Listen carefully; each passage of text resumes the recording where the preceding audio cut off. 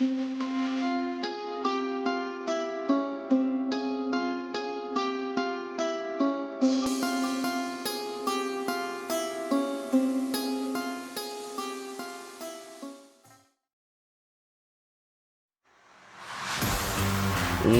folks, to the biggest weekend in streaming. It's the biggest weekend in streaming competition as well. Welcome to Twitch Rivals live from TwitchCon Las Vegas, folks. Oh my goodness, look at this stage. Look at this crowd. We've got 4 competitions over the next 3 days. The Twitch Rivals Ultimate Challenge is back. It's better than ever. We're playing Apex. We've played it at every single Twitch Rivals at TwitchCon, and this time it's spooky. We got a 1v1 between brothers Tyler 1 and E-Rob. That one's going down tomorrow, but to kick things off, it's MCC live for the first time ever. Minecraft to kick things off. TwitchCon Las Vegas, are you ready? Woo! Oh my goodness, and we couldn't do it without the folks at State Farm. Folks, State Farm is the presenting sponsor for our Twitch Rivals Arena, and they are ready for 3 days of neighborly fun, including hooking up the crowd with these live light-up wristbands available at our Twitch Rivals entrance. State Farm is helping Twitch Rivals take things to a new level. Like a good neighbor, State Farm is there. It's going to be an amazing weekend. We're excited to celebrate our Twitch Rivals community here. Twitch Rivals at TwitchCon starts now.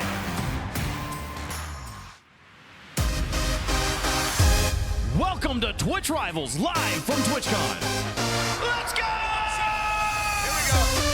Everyone here at TwitchCon, make some noise. Make some noise for your favorite streamers. We've got a packed out crowd ready for all of the action. Oh! Can you make some noise? These are the elite. This is going to get intense very quickly. This is a stacked lobby. It's MCC time. MCC. MCC. MCC. The best in Minecraft right here, baby. Yeah! Are you guys ready for some Apex Legends action? We are having a 1v1. I mean, I don't gotta prepare for him. Uh-oh.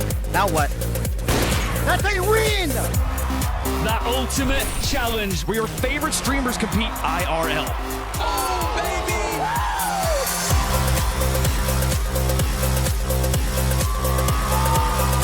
Make some noise! Load it up! Load it up! They have got championship material running through their veins. What an absolutely epic competition. Let's go!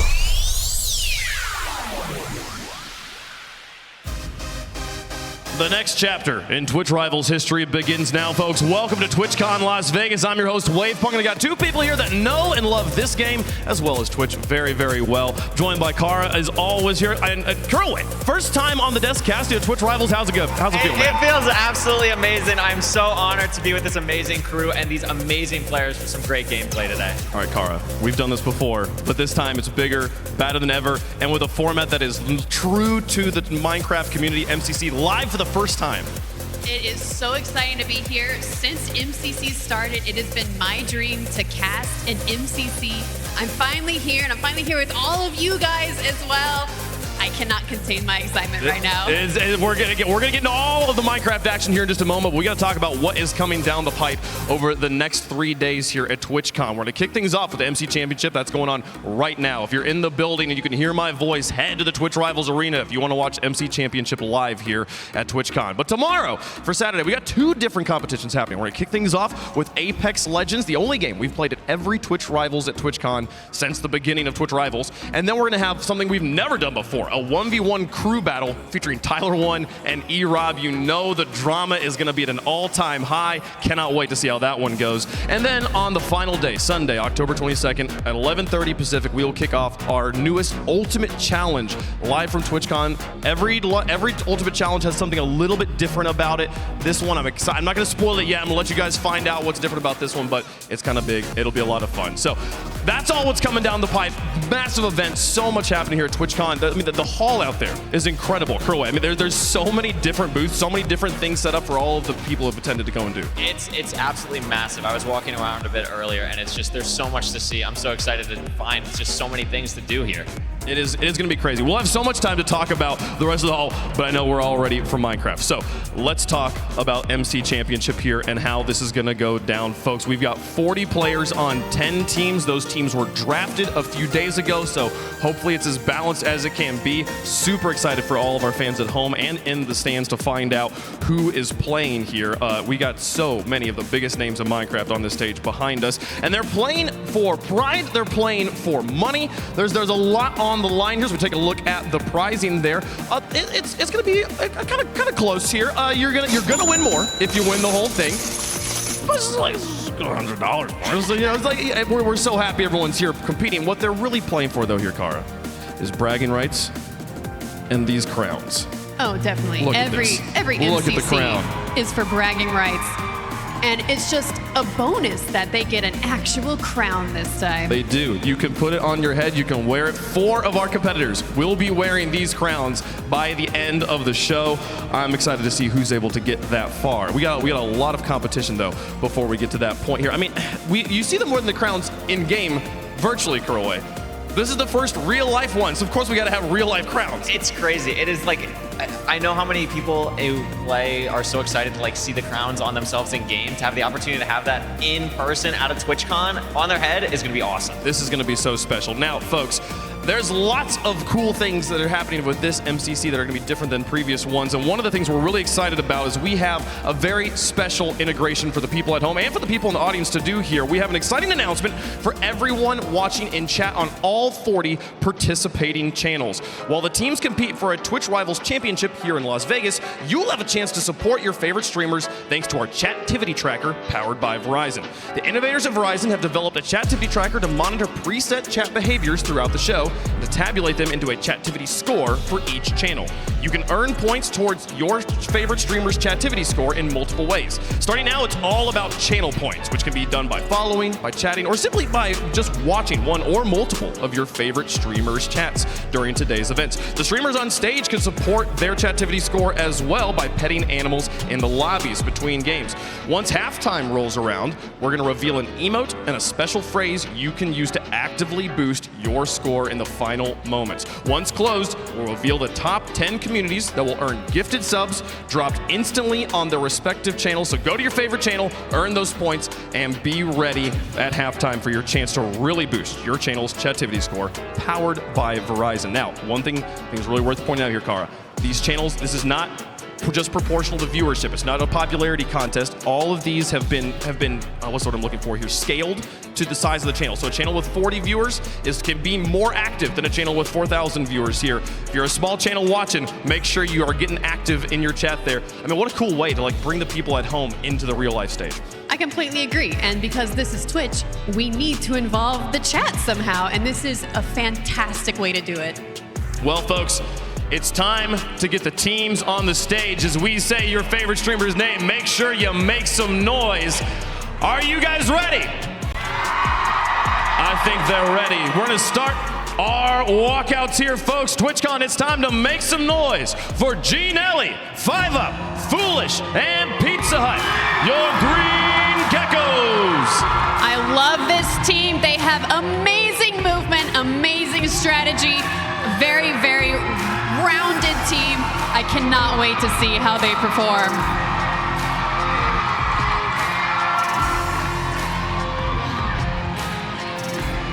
They're here. They are ready. And now they're getting lost. It's okay. Just keep walking forward. You'll be fine. Do they have a plan? Keep walking. Let's go. Let's go. All right.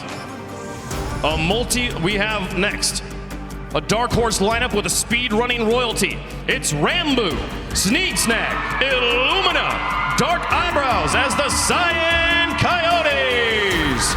Super excited about this team. Oh my gosh, is that Steve in the background? And then there's 2 pieces of peanut butter bread. I'm a huge fan of peanut butter bread. Steve. This is a phenomenal team. This walkout is amazing. Steve is ready to show up. I'm super excited to watch. Wow. He's a little tall. Watch out.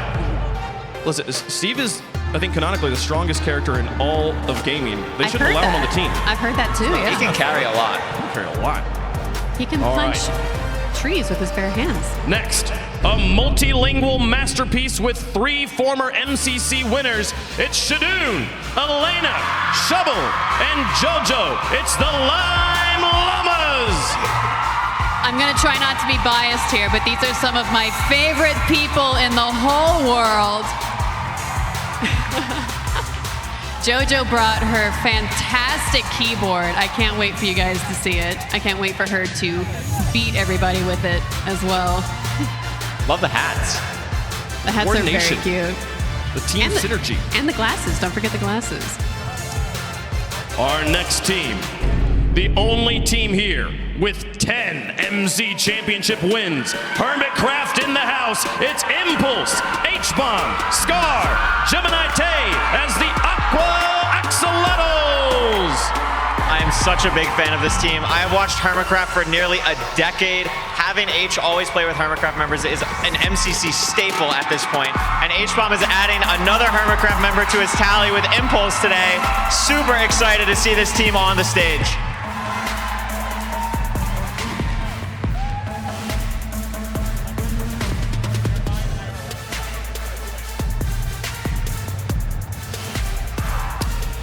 Next team, the Twitch Rivals champions and world record holders combine forces.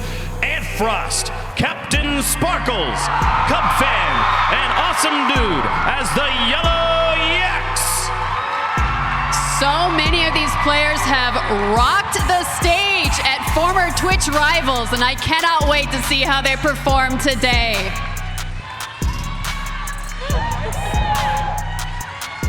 Veterans of the scene. They've done this so many times. They're This all is their veterans. home. This is a team to watch out for. Look at them. Look, smiling, waving here, folks. But we must continue on. Next team, former team captains drop the pressure of leadership and prepare to frag out. It's Puns and Hannah Rose. They're joining forces with Bad Boy Halo and Gumi to form the Blue Bats. I absolutely love this team. Puns and Hannah, two of the most competitive people I know. They're gonna rock the stage today.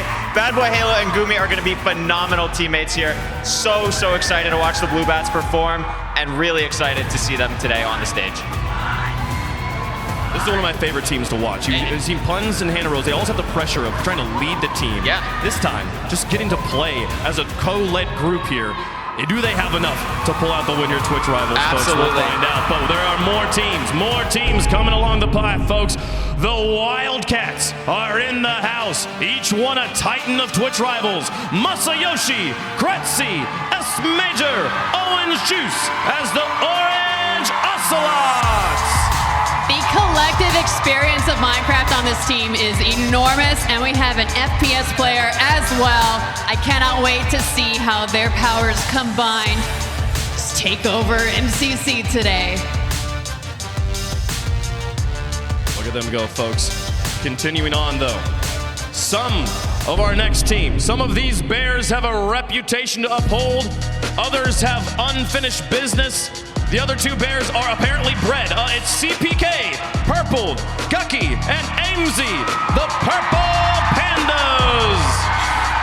We found the missing slices of bread, peanut butter and jelly today on the stage, and I am so happy that Purple is finally on the Purple Pandas. The Cyan It just makes Coyotes sense. This is going to be look, great. Look at this trash talk. What is? Oh, peanut my. butter versus jelly. There's a lot of beef jelly. today. No way. What is this? Wow. They're running down there? Oh, we got to keep going on. They'll have to settle it in Minecraft, folks. All right.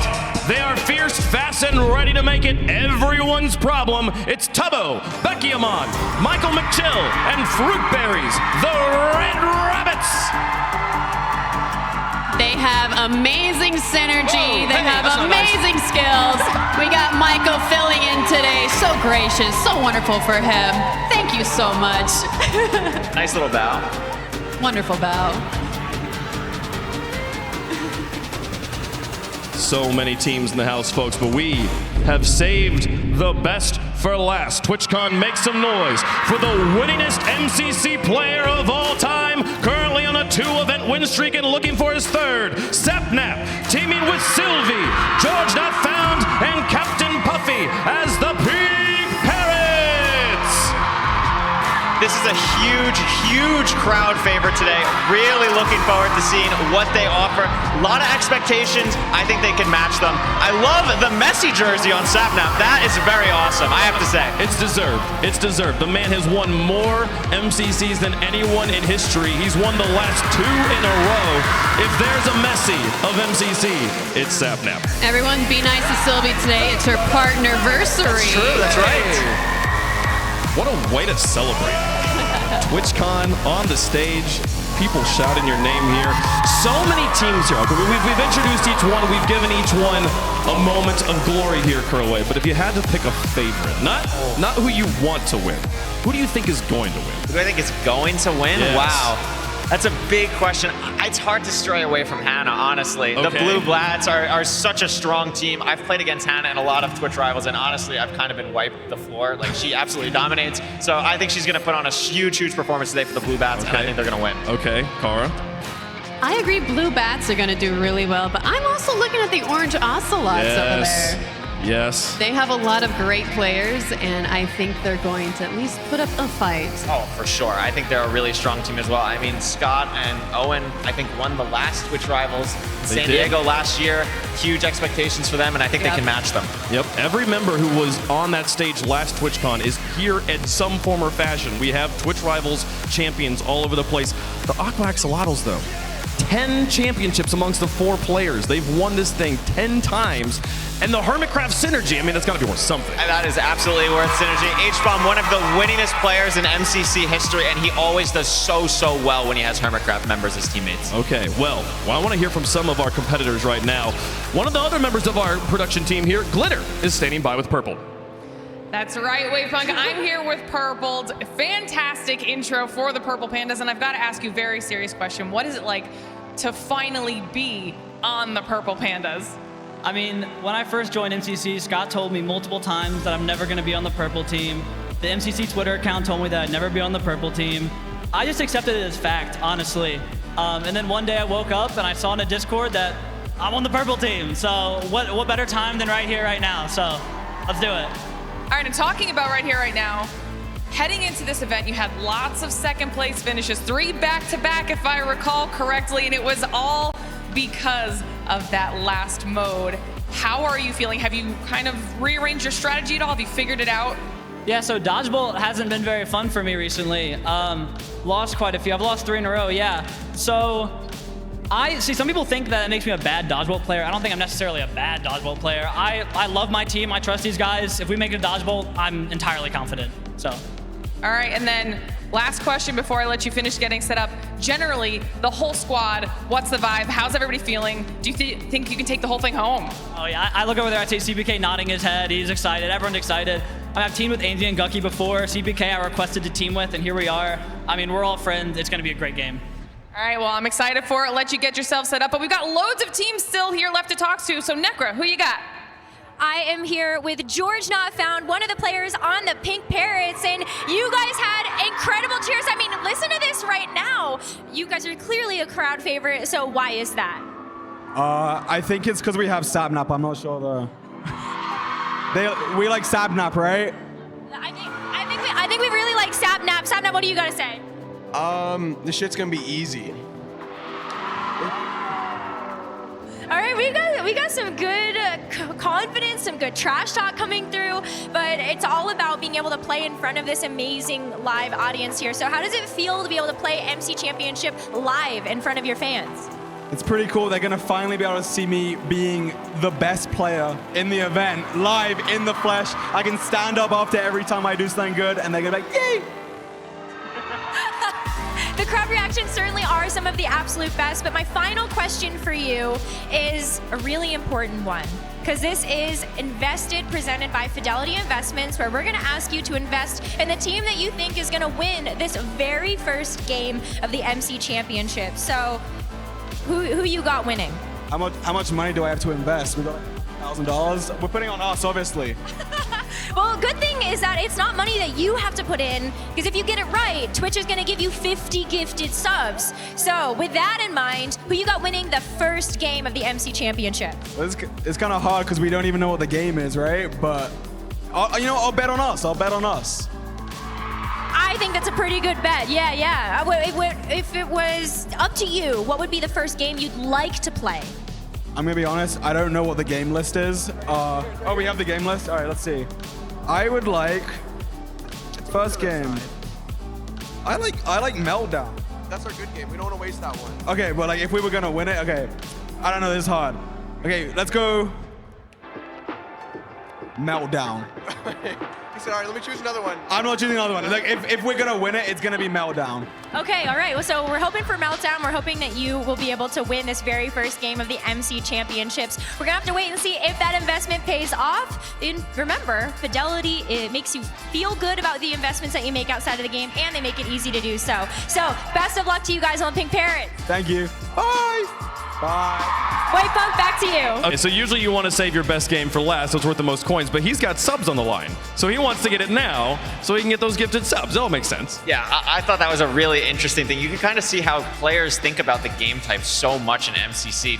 George just wanted to play Meltdown stuff. I was like, no, wait, let's not do that. And you could see them having this conversation back and forth with each other. And I think a lot of teams are going to have those conversations, but it might be different for them with these gifted subs on the line. It could. It can change everything, folks. The financial incentive. Thank you, Fidelity, for providing that here, folks. We're going to take a quick break. When we come back, the first game is going to be getting underway. Don't go anywhere. You're watching Twitch Rivals.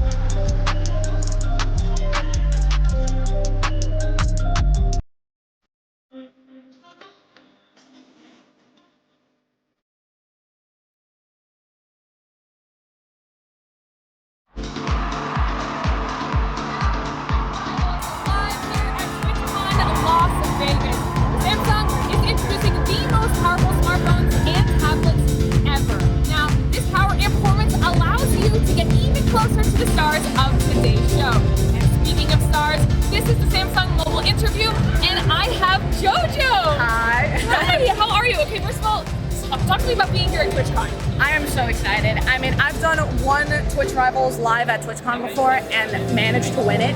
So, I mean, just knowing that I could potentially do that again, I'm so excited. It feels bad because I don't want to like defeat my friends. All of these people are my friends, but at the same time, you got to do it. You got to do it. I'm ready for it. No extra pressure?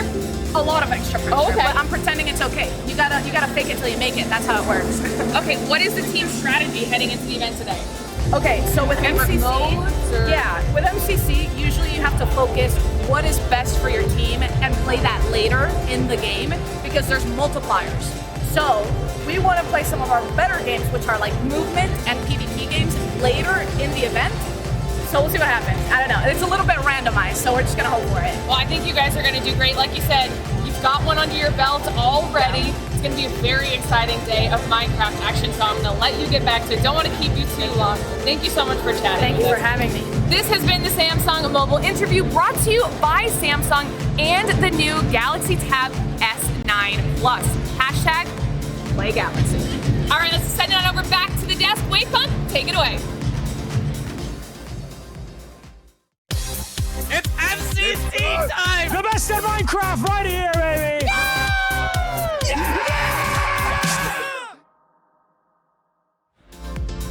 MC Championship Twitch Rivals is just around the corner, folks. We're almost there, but before we do, it's time for Guessing with Duncan, where you have a chance to win big here, folks. Check out the polling extension in the Twitch Rivals channel there. Make your predictions, watch your name, shoot up the leaderboard. The top 10 finishers get $10 Duncan and Twitch gift cards, and first place winners claim a sweet Duncan sling bag, plus entry into a monthly drawing for a Duncan and Twitch Rivals co-branded gaming chair for one lucky winner. Enter !Duncan for the full rules. Cast your predictions now, folks. All right, so we are moments away from getting into game number 1. You heard a little bit of it from JoJo there. There's definitely people here, Kerway, who have loved Minecraft and they love Twitch and love these streamers, but maybe have never tuned in to an MCC before.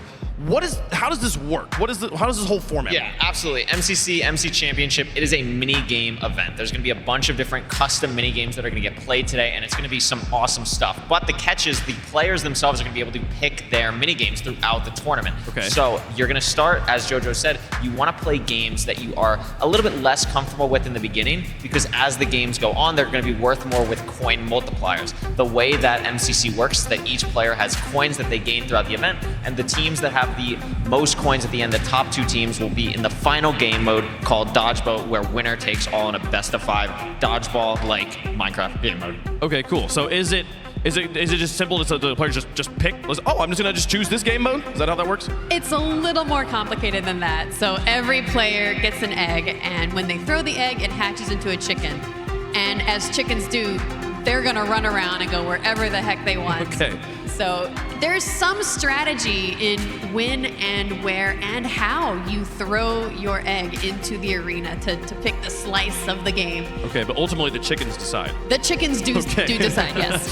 Well, we'll get to see what game mode the chickens pick first. The chickens will pick a game mode. We will play through that mode. You will earn coins through that mode, and then that mode will be removed from the pool. We will play through all 6 modes. At the end, the top 2 teams, chat, that have the most coins will go and play that legendary deadly Dodgebolt game Purple was talking about. And the winner of Dodgebolt, regardless of coins, will win MCC Twitch Rivals. So here you can see the lobby area, and this is my favorite part, Kerway, of any Minecraft event we've ever done here. Let's meet the teams in-game the same way we just met them. Absolutely. So we had the team walkouts in person. This is what normally happens in MCC. You can see some teams like to do some fun stuff like Orange. It's a good sign of team chemistry, you know, getting loose before the event. And some teams will just stand there and not move and just hang out. There's Lime. We've gone through so many of the teams so far. 1 minute till we start here. It's going to be super exciting. A little bit of celebration. Going for the crouching. Of course, you got to do that sometimes. Very nice.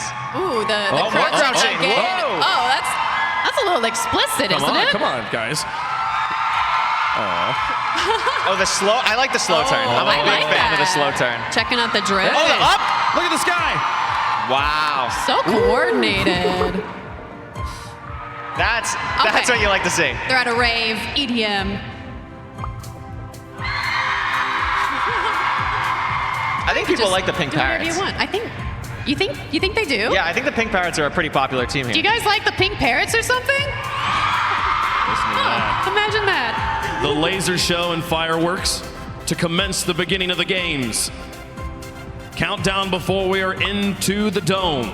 It's gonna be great. The bridge is gonna extend in 10 seconds here, and then the competitor's gonna be able to pick the first game. Count it down, 5, 4, 3, 2, 1. This is the hypest part of the whole thing. It's so great. 10 more seconds so they get launched in here. All right, are they gonna run to the elevator? It is a tradition, as you know, if you watch MCC. I think some are going there. They're gonna, Not enough time yet. Not enough time. Enough time. Too slow. Maybe they'll be faster in the races. Now, this is an angle we haven't seen in a long time. This is it's beautiful too. All the colors yeah. combined here. So this is the decision dome. Yes. Where we are throwing eggs to try and influence our chickens to help us pick the game we are worst at. Yes, but first, the games are going to be delivered into those black boxes above. Ace Race. We're gonna see all the game types here. Ace Race and Meltdown so far. Ace Race, a movement game, Meltdown, PvP. Grid Runner is a very team-based game. Communication is heavy in that one. Sky Battle, another big PvP game. To get to the other side, more chickens. Are you excited for that? Even more chickens. And Rocket Spleef Rush, a very mechanical movement game.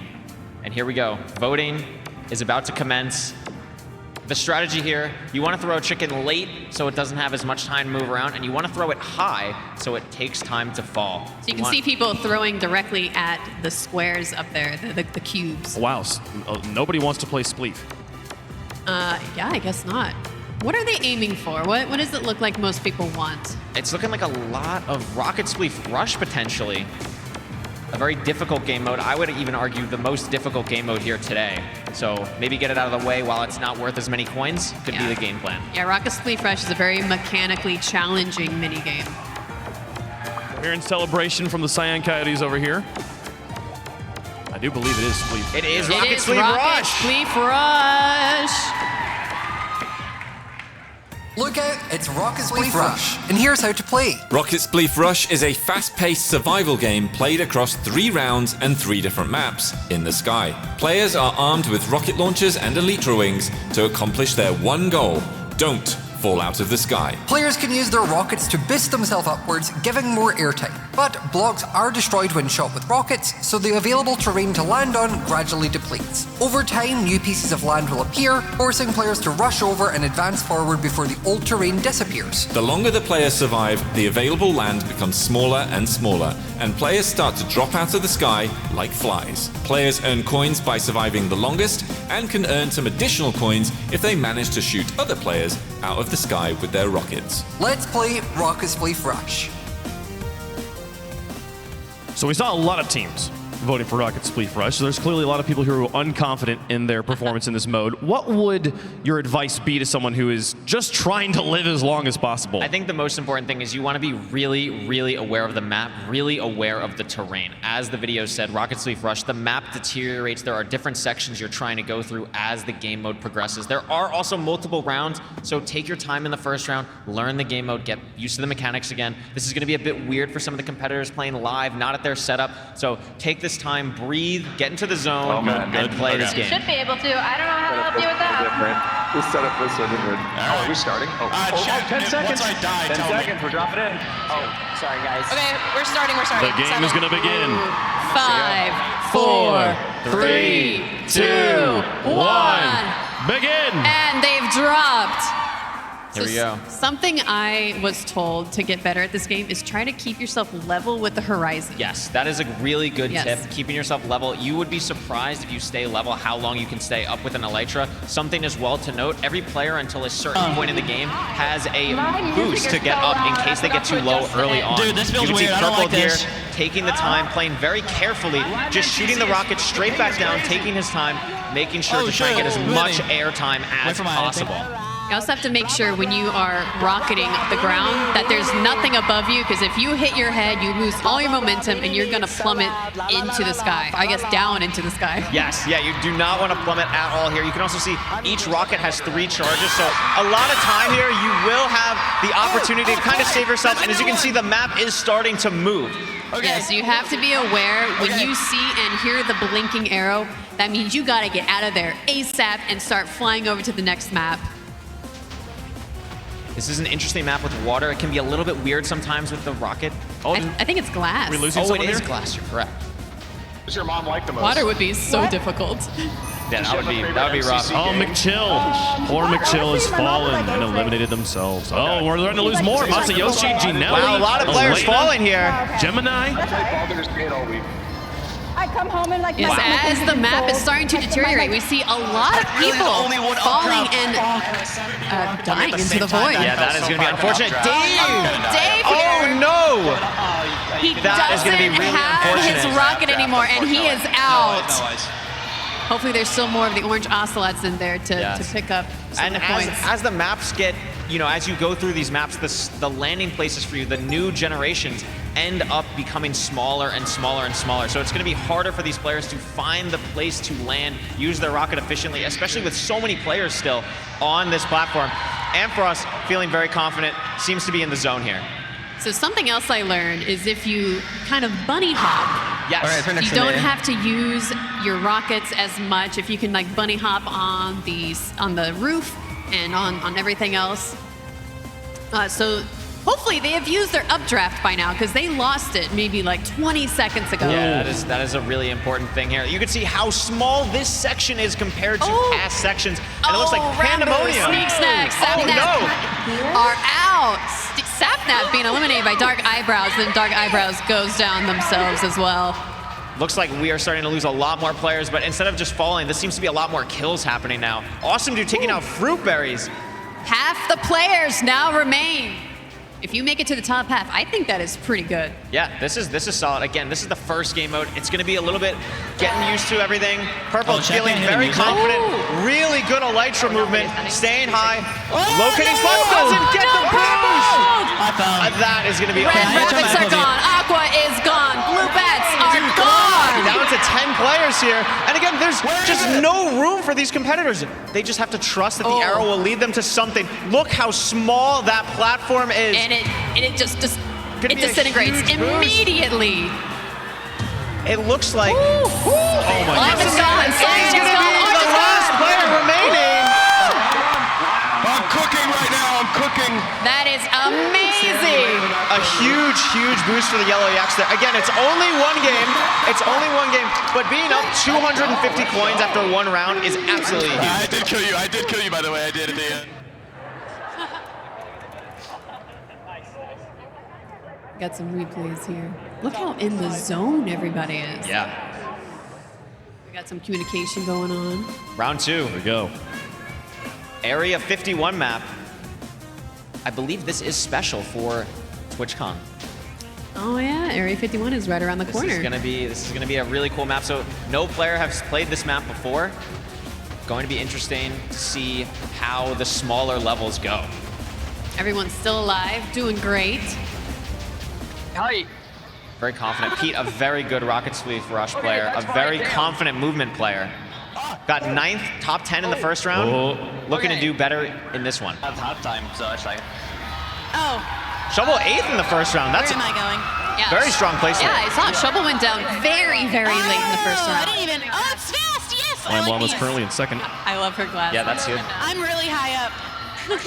A lot of time here. A lot of time. You can see a lot of players just moving past the section. They don't even need it to get themselves back up. A lot of players starting to feel more comfortable with the rocket boost, the updrafts. Gucky, unfortunately, is going to fall early. That is going to be tough for Purple Pandas, who are in the top 3 right now. So it looks like everything is disintegrating very, very fast. They have to be on their toes. You kind of have to be like one map ahead. Even. Yeah, absolutely. This is going to be tough for JoJo. Does land on the one section. That was a really clean movement. JoJo's movement has been great. Fruit, another really solid movement player. Pink Parrot's already out. Oh, no. Pink Parrots are gone. That's going to be tough.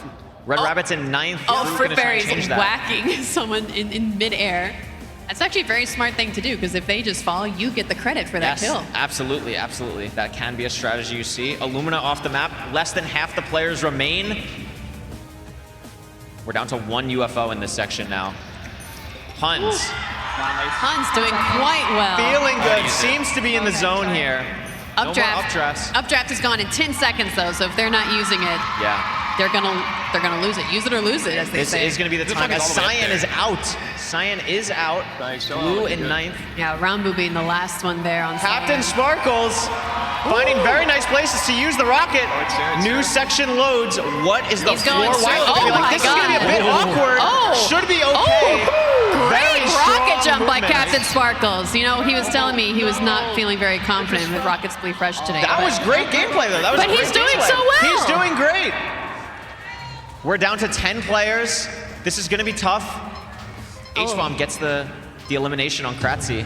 Look at how small this platform is. This is gonna be so hard. All of Orange is now eliminated. Purple players took them down and then was eliminated himself. Look how tight 2nd to 4th is right now. This is really, really close. Pun's trying to help his team. That's currently an 8. That's a complicated If he's able to live map. long here, this is going to be huge for the Blue Bats. Very, very strong positioning, being one of the first players to get to each section, making sure he has land. Yeah, Punz is in an amazing spot. He's trying to predict where the next map is going to be. Very good use of Elytra to gain speed there, move past the other players. JoJo still alive too.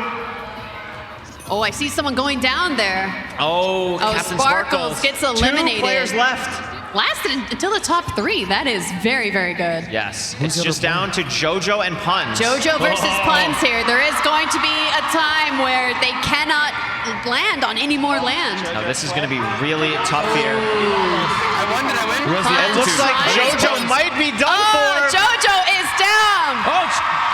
The winner of the second round is Punz. Huge. Let's hear it for Punz. Fucking go.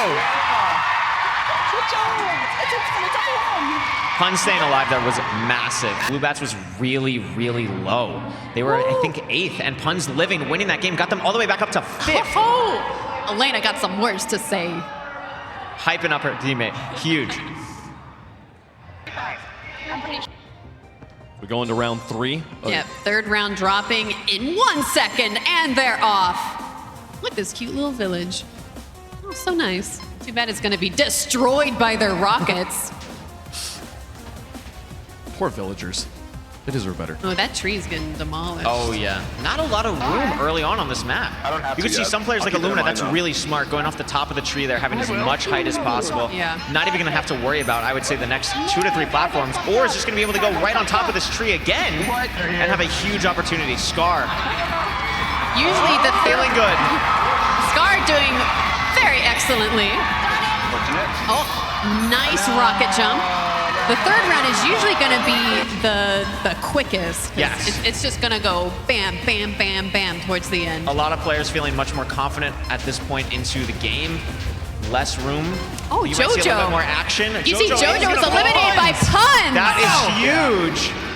Punz is like, it's not enough that I beat you. I gotta kill you too. Look at Owen's round placements. 2 top 10 finishes so far, but that means Top has to use the updraft there. Has to use the updraft. Very good use of it.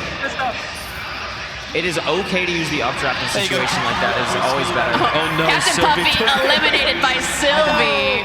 That is going to be tough. I hate to see it. S Major looking for his first top 10 finish. That's going to be tough. No. Loses out. Exploded right before. Just drops right under him. Wow. That happens. That is going to be unfortunate. Look at how little room. Yeah, you have to plan ahead. You got to just keep going ahead. Oh, Fruit wasn't able to get the boost. Simon stole it. And that's going to be it for Fruit. We're down to 10. We're down to 10 already. And I think 3 of them are still Yellow Yaks. They are quite the lead here. Yellow Yaks has been dominating this round. A very strong team. Oh, it looks like who is that? Is that Punz potentially up there? 3 people? I think it's Punz. As Punz and Frost, and who is that? It might be. I think it is a Lime Llama player. It might be Shadoon. Oh, huge rocket play from Punz. I don't know if that paid off. Punz is on but top that was a of it. really, really good play. Oh, I it's think he did. I think he knocked off Shadoon with that. doing phenomenally. Pod's trying to break it before Cubfan can actually land. Good strategy. This might be it. I think Pons is going to be able to get a second win here. A huge performance. That was absolutely massive. Flubats making it to the top 3 off the back of Pons. Unbelievable. 2 first-place finishes in the first game. That is huge. Pons has got me feeling really good right now. That's a huge, huge confidence boost. That is such a good way to get into the game, feel yourself out in the first game mode, and just be ready for the next games to come. What a round. And great performances from the Yellow Yaks. They were first by, I believe, over 500 coins, which with no coin multiplier is unbelievable. They had a majority of the players in the top 10, I think, every single round. Yeah. When most of your players are just pretty good, you don't need to get first place. Michael Mick! And it seemed to be a really all-around performance. You know, we saw Awesome Dude one round, we saw Jordan another Cubfan in the last. Just a whole team effort from Yellow Yaks. They're just all good. What a point, like Pons wins 2 of the 3 rounds, and yet Yellow Yaks ahead by 500 points. Exactly. Incredible. That's why MCC is primarily a team tournament. Incredible stuff. So we take a look at the replays of the matches, the rounds we just watched. And it was incredible to watch how much the newer players improved just from rounds 1 to 3. Yeah, once you get the hang of it, you shake off all that rust, you can really start performing a lot better. Just great. This last round was absolutely wild. I just love in the later rounds when there's just no room. There's just no room for anyone. I just got killed. Wow. Right under you. That hurts every time. It's second. Let's go, Cub. Let's go, Cub. And here you can see the scores after round number 1. The Yellow Yaks on top. The Lime Llamas going to be just behind them, but nipping at their heels. The Blue Bats right now in 3rd. Interesting to see that the Green Geckos actually had the most elimination coins, but it goes to show that just survival in a game like Rocket Spleef Rush is all that matters. You really want to be aware of your surroundings, aware of your positioning. Being kill happy in a game like this just isn't the way to go. Yeah, kills are definitely an afterthought in this game. Like, if someone's right next to you, sure, punch them, but you really just want to live above everything. I mean, but he also clears out the space.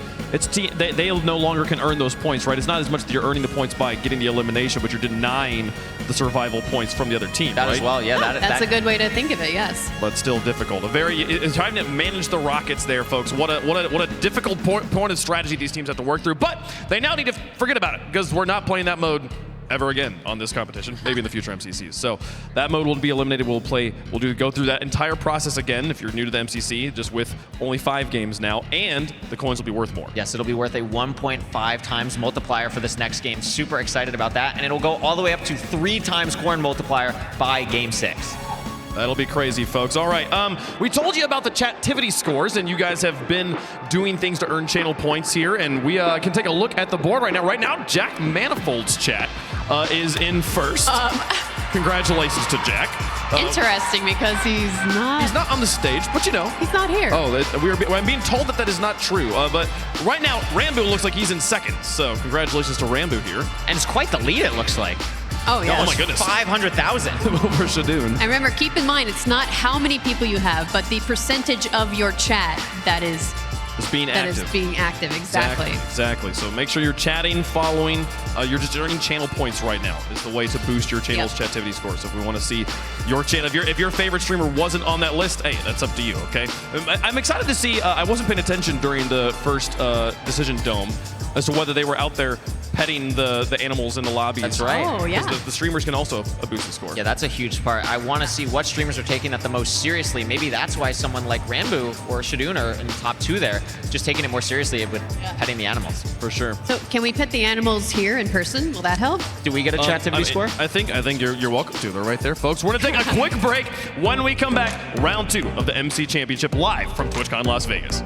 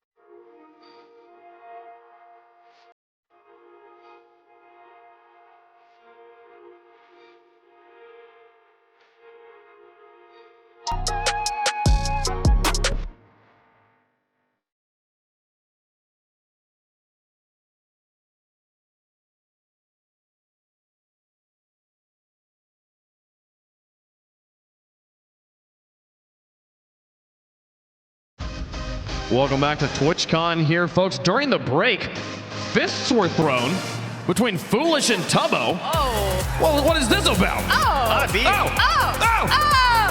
Wow.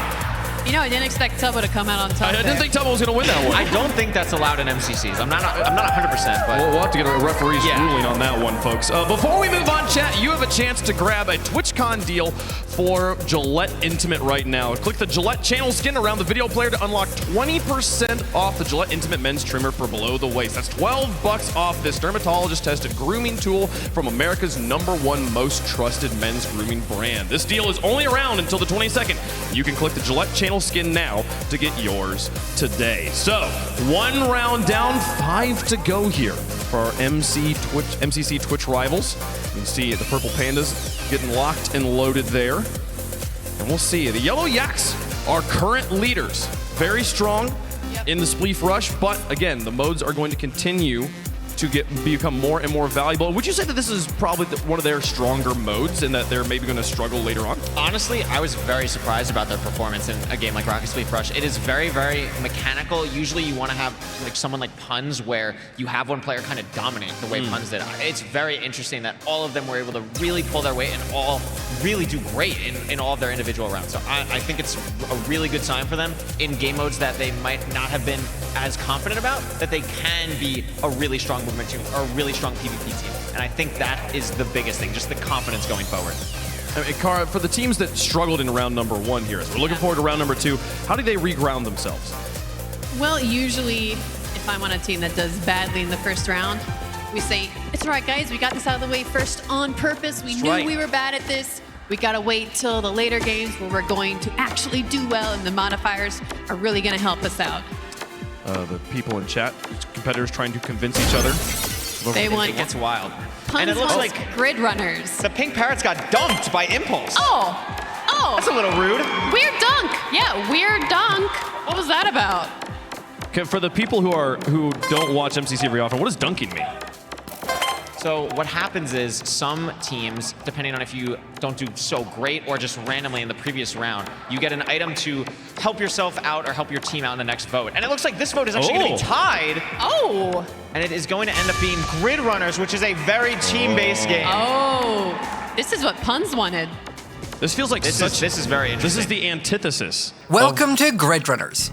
And here's how to play. Grid Runners is a cooperative communication game where all teams are split into their own individual lanes. Teams must work together to advance through 8 rooms featuring various challenges, and then make it to the finish line faster than the other teams. Each challenge room's goal is a secret and is revealed when the team first enters the room. These challenges can test anything from speed to communication to puzzle solving skills.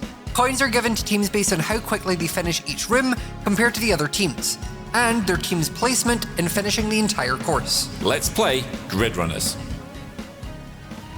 So unlike Rocket Spleef Rush, where the teams are trying to sabotage each other the whole time, this one, it's entirely up to you and your team to beat the other teams. That is correct. It's going to be a lot of communication, a lot of just working together, making sure you have a plan for each room, which they actually don't know which rooms they're going to get. Yeah, it's entirely random. There could even be some new games. That could totally be the case. I think in this game, a team like Aqua Axolotls is going to do phenomenal. H and the Hermits, great team chemistry. I think I have big, big expectations for them today. I completely agree with that.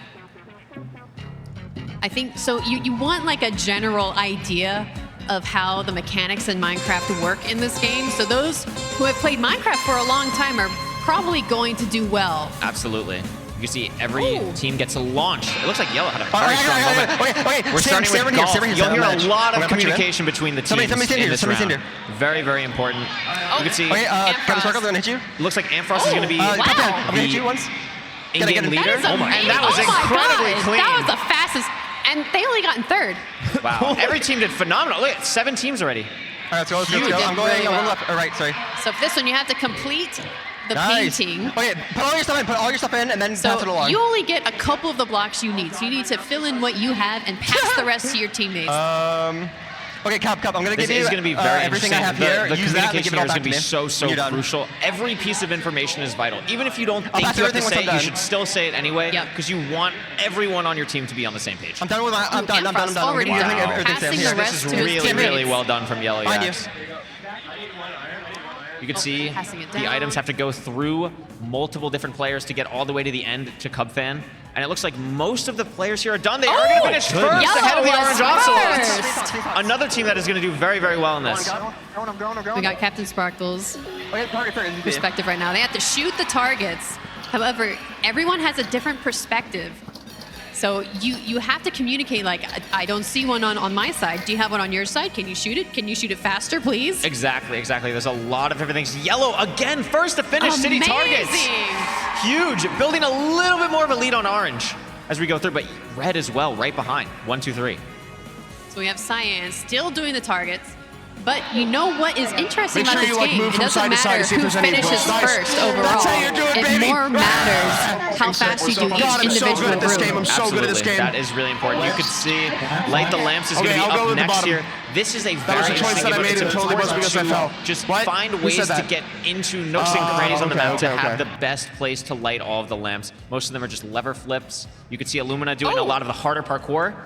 Nice. Hitting someone on the way down. Jump. That was fantastic. A lot of stuff. You can see another one on top of that yellow that hasn't been lit yet. That might be a problem. I don't know if they know how to get up there.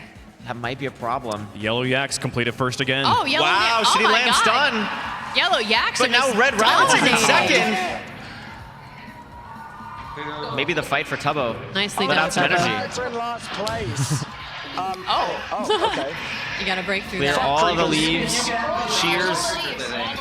With Shears, you can insta-break, make it very easy. You do not want to get blown up by a creeper. Yeah, you won't die and like be eliminated, but you do have to actually like respawn. It will be a time loss for sure if Yeah. you do get blown up. You can see a lot of players, very strong movement, just running past them. You don't really have to deal with them. Just make sure you're not standing too close. And it looks like Yellow trying to finish up here. Cub trying to hit a difficult jump. And it looks like Yellow still in the first lead. again. Being the first still. And we still have Super people strong. finishing the City Lamps. There's a lot more of a difference in timing now. This is one of my favorite Grid Runner mini games. This is going to be, you have to collect the items, you have to craft things from the items. This is where, as Cara was saying, you need to know about Minecraft. You need to know drops what. It might be a lectern or something. Who have iron? Okay, we need to. Is this melting right now? I can't see it. It is. I'm gonna put some wood in. Important, you can see There's one crafting the iron for the minecart, We need more the iron. lantern as well. Looks like they got whatever item it was. Is that enough for? Oh, I think. Pink Parrot's finally finishing City Lamps. Still checking it out, trying to see what else they need.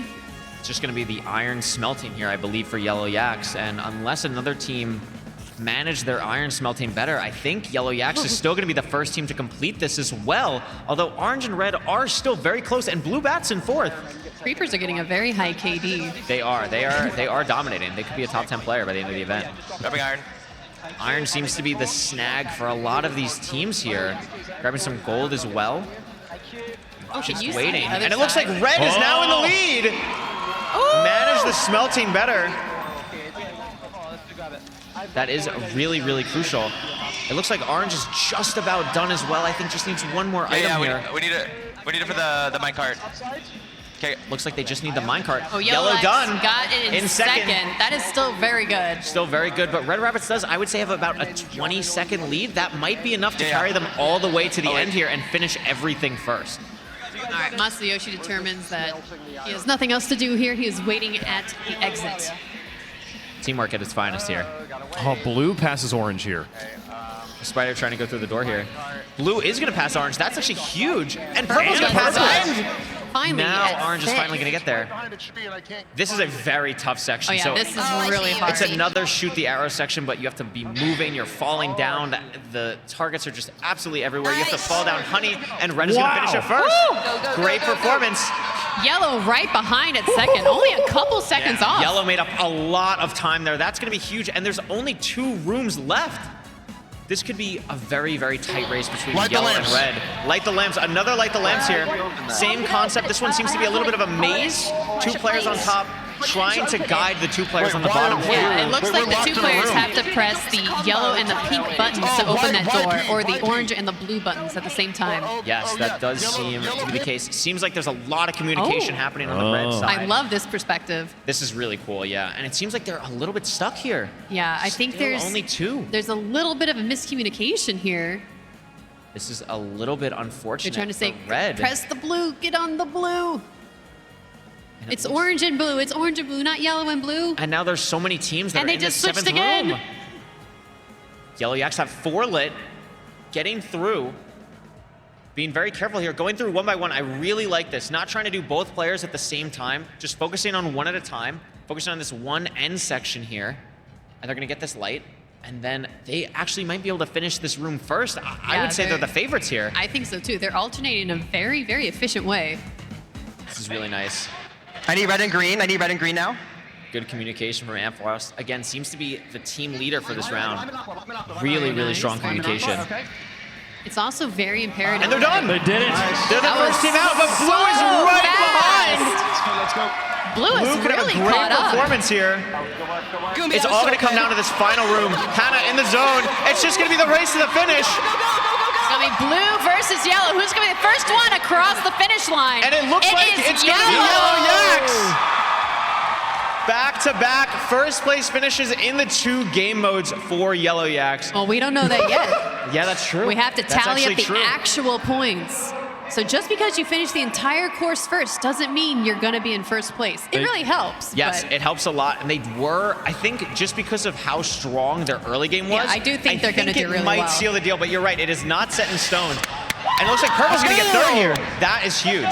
Red Rabbit's still really struggling in this room. Orange is going to get 4th. Force, go to green. And it looks like Green finishing up here. Cyan, Green, Pink, Red all in the same room. We need lime green and green. Okay. I'm staying on green, staying on green. Okay. And it looks like Orange here going to finish. there goes Orange, 4th to complete the entire course. And Red Rabbits finally are able to get out of Rat Race. That was a long route I'm for sure them. they are very happy to leave and just run to the finish here. Finally, we're out. Tubbo is the opposite of happy right now. Yeah, I would. He's Really, what does he look like? He is head in his hands. That was a very, like Hands we're in the saying, air. Grid Runners is just so communication based. You just have to be on the same page. If you're not, it's going to be really hard. Yeah, you gotta pay attention, you gotta communicate well. Rambo, very excited. We did it, guys. Great performance. Good stuff. Yellow and blue. Blue. And stay on it, stay on it. Okay. Come back. Lime finishing up here. Orange and pink. Okay. I thought Lime might have a little bit of trouble with communication because everyone speaks so many different languages on this team. For sure. But think about it this way. The games that they are probably more confident with, we're going to see much later on. That is very true. So they could have a really big resurgence in the later rounds. Green going to be 8th. Finishes 8th. Only 2 teams left. Lime done. You always want to be able to finish. Looks like just waiting for Lime is out. Aqua. The Aqua.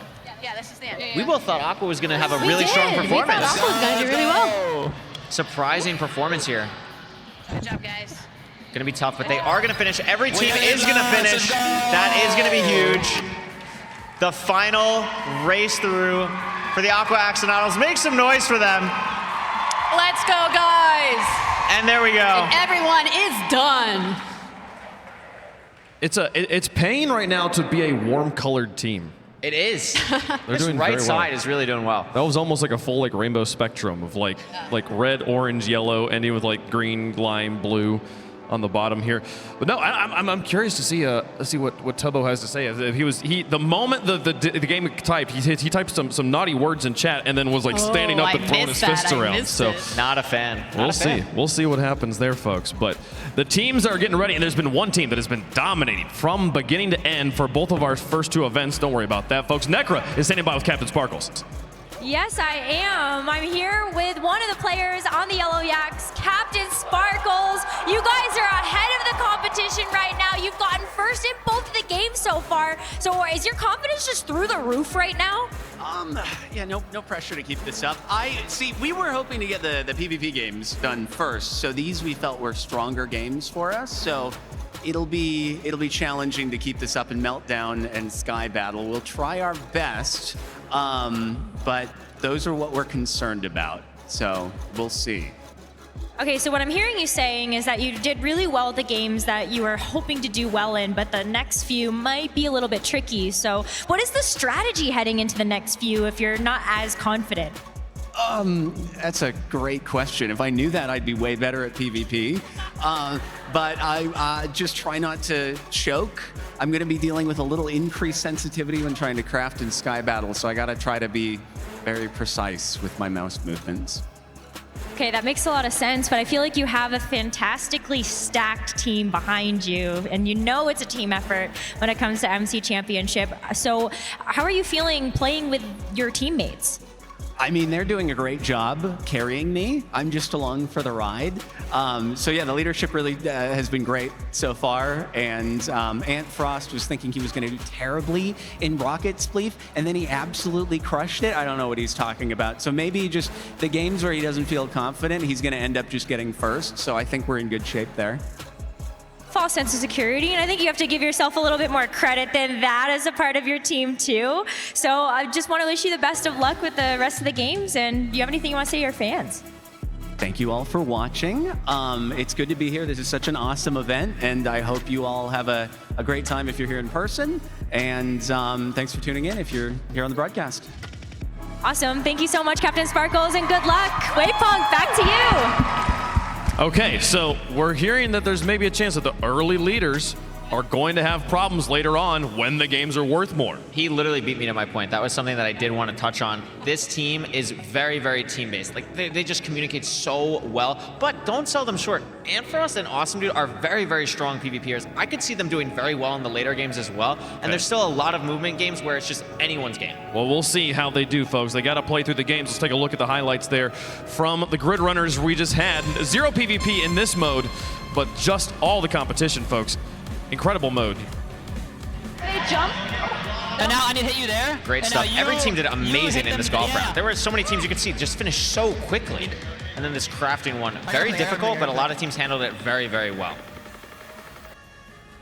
It seemed like Rat Race really was the one that was the hang-up, was the difference maker in this mode. That one had, I think, the most communication required of all of them. So yeah, that would definitely be the one that knocks people. And these creepers, they put on a show for sure. The creepers had more kills than anyone else. Very difficult. Shoot the arrows section here. Red did a phenomenal job here. And it was just really unfortunate that they just got stuck. They just got stuck here. And it gave the opportunity for Yellow Yaks to really finish and end up first. Ampros absolutely hyped. Look at this. We're taking a look at the overall. This is the game results here, folks. This is just from that round there. 2,400 coins earned by the Yellow Yaks. 400 more than the Blue Bats in second. And they already had a 700-point lead after game one. So as you can see, over 1,000-point lead going into the last 4 games. But as we said at the beginning, the top 2 teams are the ones that make Dodgeball. So it is still anyone's game. You could see the top really other 3 teams, 2, 3, 4, are all within 500 points of each other. Red and Cyan aren't too far from that as well. It is so early still, and the coin multipliers at the end are going to make a massive difference. They're going to make a big difference, folks, as we continue on through the tournament. But for now, chat, Guessing with Duncan is finished for the day. Check out the Duncan leaderboard to see your placement. A friendly Twitch staff will reach out to confirm prizes for the top 10 scores, and you can come back next Twitch Rivals for your chance to play and win. And chat, it's time for a Duncan run. With a limited time, get a $1 donut, a $2 stuffed bagel minis, and a $3 sausage, egg, and cheese for your medium or large coffee purchase. Terms apply. America runs on Duncan. A shout out to this Duncan team as well for the awesome Twitch Rivals and Duncan gaming chairs our streamers are using throughout TwitchCon weekend. These limited edition chairs are a symbol of our long-standing and continued partnership with the official fan fuel of Twitch Rivals. Twitch Rivals runs on Duncan. All right, folks. We've got many, many more things coming down the pipe here as we are going to be getting ready for Game 3. And we'll see again. So tell me more about these boosters, these middle for the teams like the Axolotls that didn't quite pull off the run they wanted there. As we go into the Dominion or the Decision Dome, they're going to have some advantage here? They could. It is a little bit random, but they will probably have one. My 2 favorite are you can just dunk a team. You just decide a team to dunk. You do have to aim, so sometimes there may be a little bit of a miss. You can even dunk yourself, which is not ideal at all. And then there's also one of my favorites is the Mega Chicken. It is a character that is just dressed as a chicken. It counts for multiple votes, and it can be a huge swing factor for these games. Can the Mega Chicken move around at chicken speeds or people speeds? It's people speed. Okay. But another one is you can actually put yourself in there, trade places with a chicken. So you can punch chickens out of wherever you want and punch chickens into the game that you want. And that has swayed the the result so many times in MCC. That And you sounds can like see the most here, powerful a one. lot of teams given an item randomly chosen for a lot. We're seeing more teams get these as we go longer here. And we'll see, here's George with an arrow. I believe that will dunk a team. We'll see if he decides to use it. Can they save it for future rounds? It is the dunker. I do not think you can save it for future rounds. He's looking. What are you going for? Oh. Lime. Uh-oh. Nope. Nope. A lot of suspense here. You gotta do it soon, man. Yeah, Come on, he's come on, waiting a come on. little too long. And then he they dunks themselves! Oh, no! George, what was that? That is really unfortunate. Exactly what we said has come to pass. That would be tough. Of anyone, it would be George, wouldn't it? And what is it going to be? It's going to be Ace Race. Wow, okay. A very heavy movement game for the third game. So I know Yellow Yaks really like Ace Race. I think. And zooming in out of nowhere, it's Ace Race. And here's how to play. Ace Race is a racing game where players will have to run, jump, swim, and glide their way through an intense obstacle course. Throughout, there are various movement-based power-ups players can use to traverse the map. Speed pads, which give a small boost of speed. Launch pads, which propel players forward. Jump pads, which allow players to leap higher.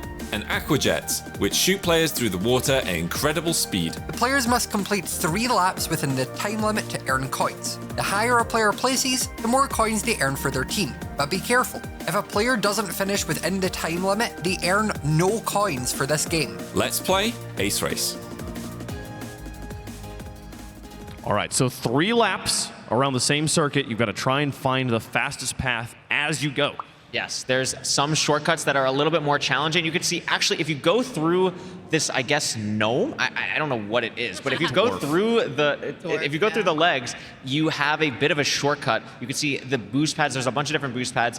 Yellow, you go faster. Red, you jump. There's a bunch of stuff like that. You do not want to step on soul soil or soul sand, I believe, is the one that slows you down. And yeah, it's 3 laps. We're going to see a lot of individual, strong movement players do very, very well in this.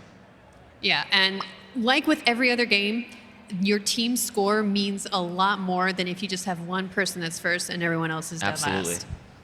So I know that Yellow Yaks specifically, a lot of them, Ace Race is their favorite game. Yeah, I know Antfrost specifically a very strong movement player. Do not count out Captain Sparkles or Cupfan though. Here we go. The racers are off. Fruitberry's off to a strong lead.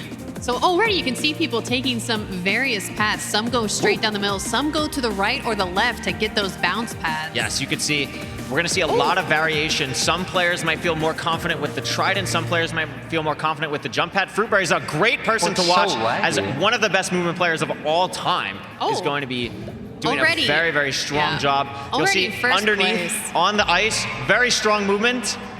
Going to take full advantage of the bounce pads and making sure to shift when they go underneath the ice platform. Yeah, you can try. You just Owen is in second, which is fantastic. Yeah, really strong from Owen to keep up with Pete and Fruit here. Pete, another very strong Ace Race player. Owen doing phenomenally well to keep up with these players early on. The water section is the only section that I really clean there through the very hard underwater movement. He made it look easy. We are neck and neck right now for first place. Yep. This is Shadoon, Purpled, I believe I saw as well. Yeah, Purpled in third right now. A lot of players you'd Purpled and expect. Shadoon, Owen, all of them fighting for second place at the moment. Yeah. As we get farther on this first lap, we're going to start to see a little bit more shortcuts. You could also see this loop, this hoop, I guess, is the start of the Elytra section, where you will have the Elytra you can fly through. Similar to Rocket Spleef Rush, you want to have really, really clean movement with the Elytra. You can see some players skipping through. Owen actually in first, very slightly in front of Fruit, but Fruit taking a different path here. It is really anyone's game right now. Yeah. Owen, the boost pad ended up working out very well. Yeah, Quick right little shortcut here. Even small, minute mechanism details here are going to put you way in first or back into second. Absolutely. So he's still very close. There's not just one person absolutely dominating. Pete actually in first by 2 seconds, which is quite a lot. We are going to see a shortcut here probably from Pete. I would be surprised if we don't see it. He's actually not going to go for it. He's just like, I'm in first.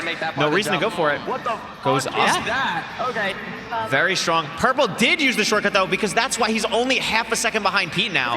Yeah, if you're in second, you have to use those shortcuts. Oh, a little bit of flip just like that. Purple is right there. He trips his little toe on that one ledge, and that is what put him into second. He is catching up though. Small things like that. Oh, that was so close from Purple. Almost missing out, and the first lap is done. They are neck and neck. They are. Again, these are really strong movement players. Shadoon, much more known for PvP, third place. Very strong. Jojo is also right behind them, Yeah. as well as 5UP and Amfrost and H-Bomb. H-Bomb, very strong performance here.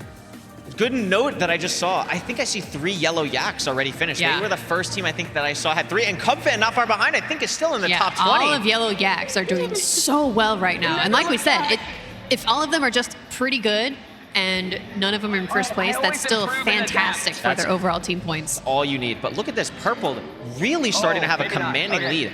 4 seconds ahead of Pizza Hut.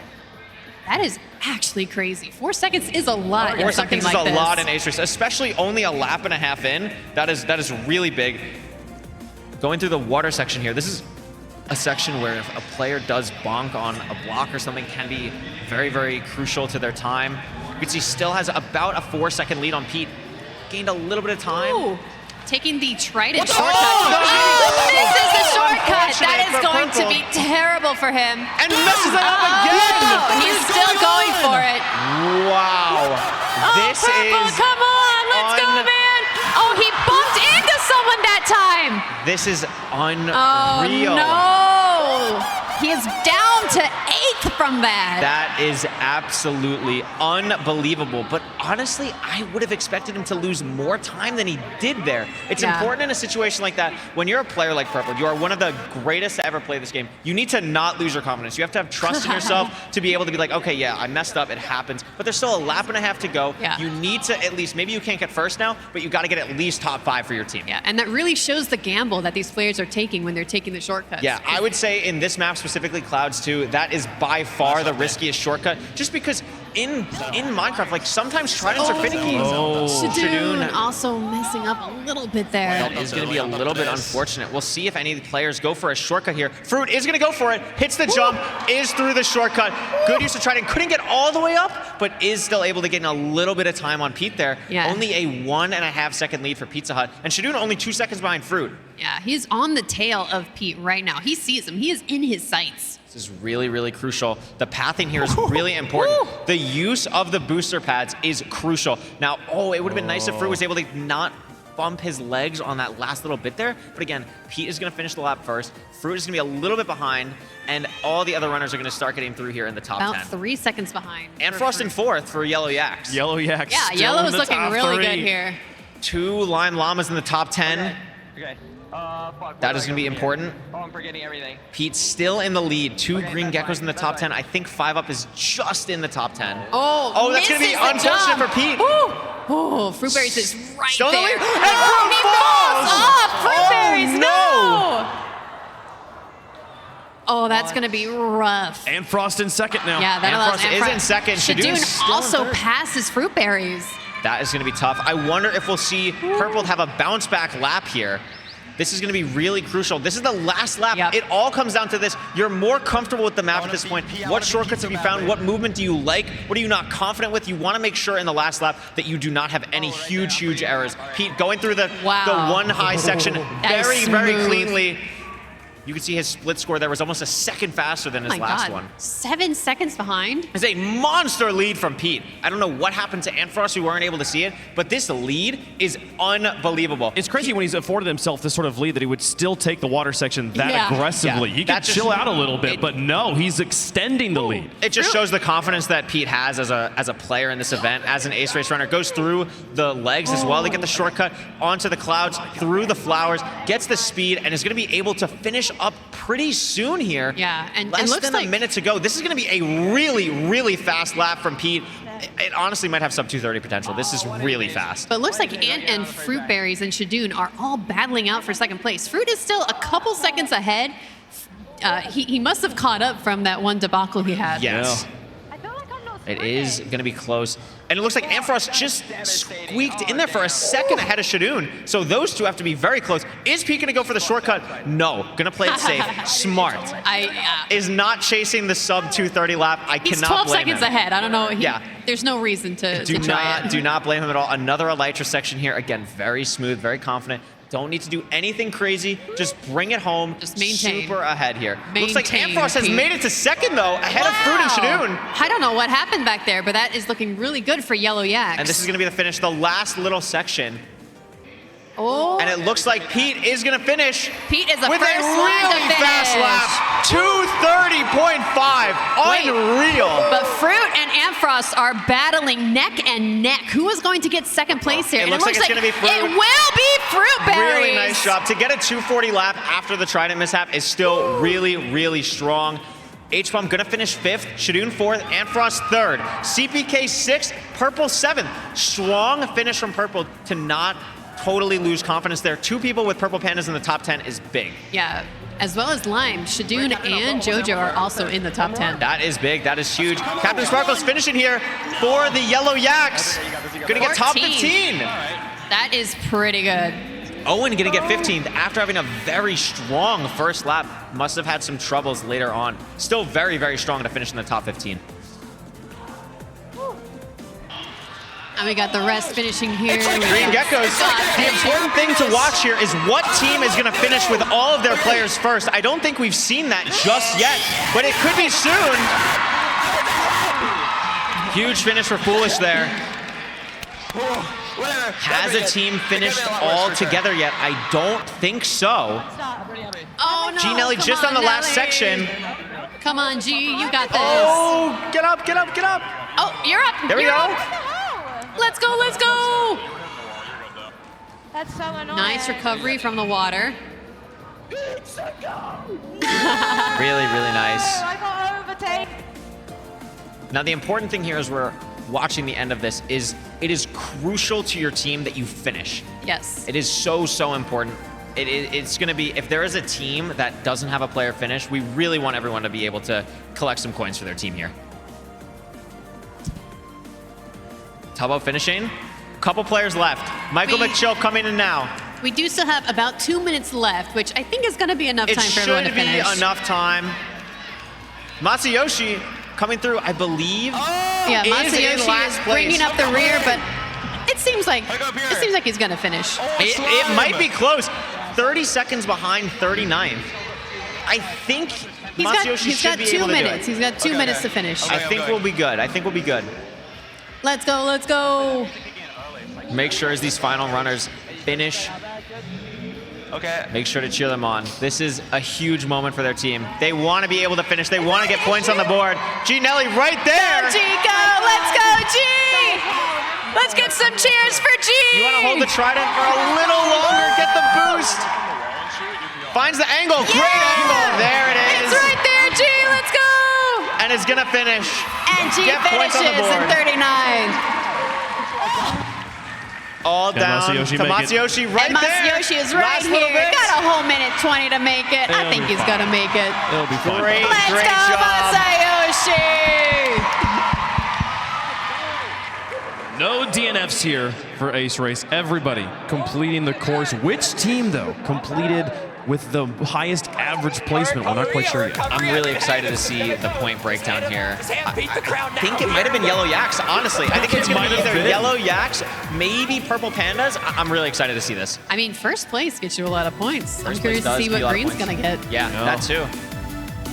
All the players decompressing after a stressful race. Yes. Oh, yeah. Incredible how close the battle for first was so late into the race. Players tenths of a second away from Oh, each yeah. other up until that one final moment, or I think it was when Purple failed at the Trident. That was when things started to fall apart. The leadership started to distance itself from the rest of the pack. I think we really need to touch on Pete. Almost a sub 230 lap in Ace Race is unbelievable. Incredible Huge, stuff huge there. performance. The peanut butter and jelly are fighting with each other.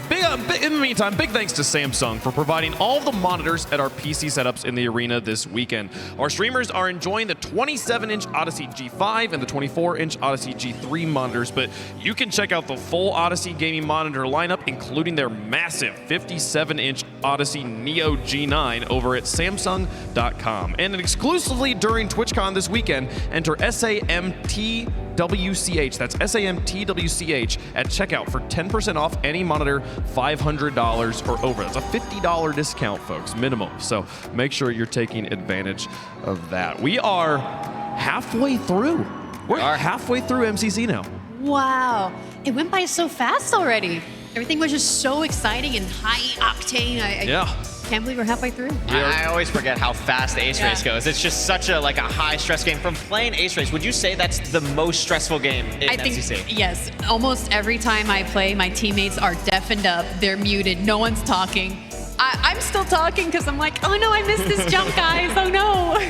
Well, folks, that one is done. There will be no more Ace Race. We have 3 more modes to play. We're going to take a quick break, let the players take a quick one as well. When we come back, more MCC action live from TwitchCon.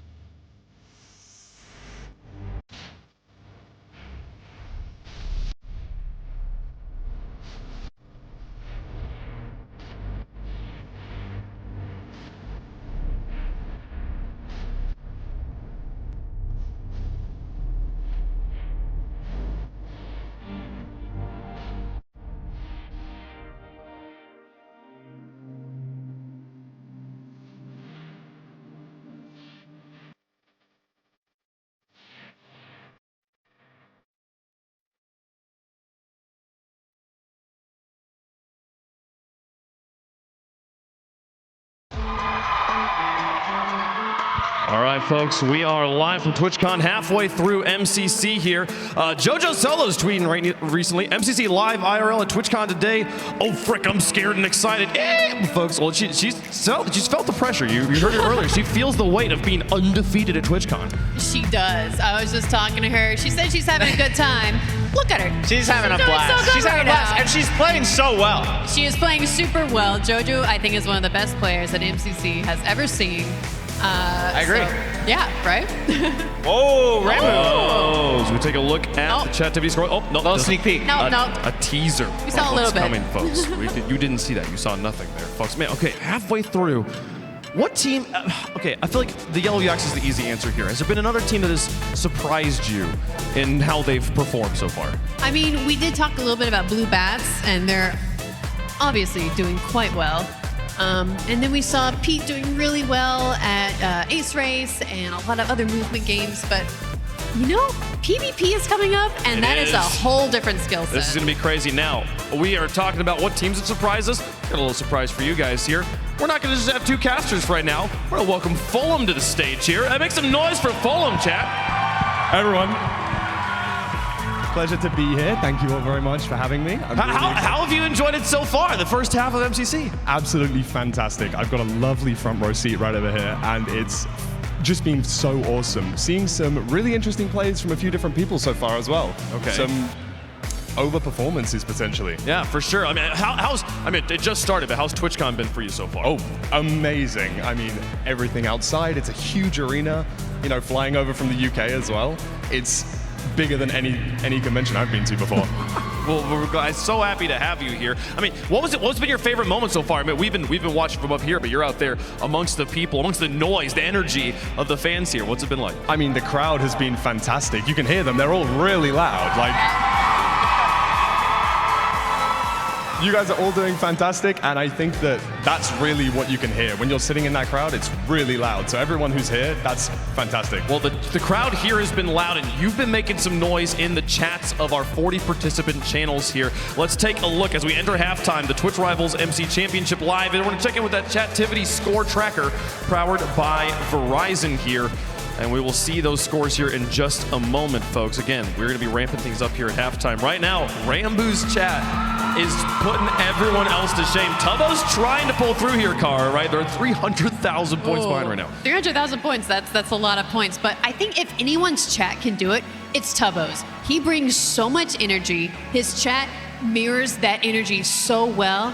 I think he can do it. Tubbo should maybe go get into a fist fight with Rambu next if he wants to.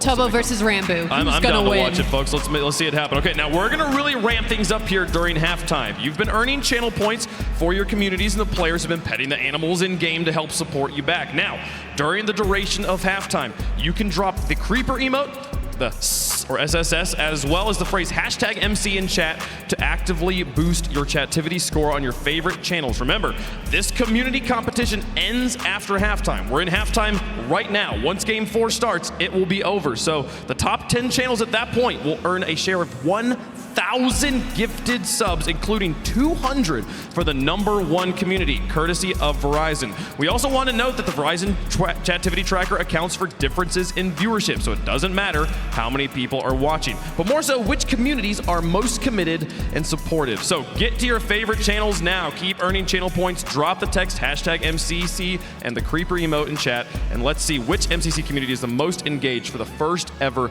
Twitch Rivals MC Championship live from TwitchCon Las Vegas. It's been incredible so far. We're only halfway through, Kara. We are halfway through. It's gone by so fast.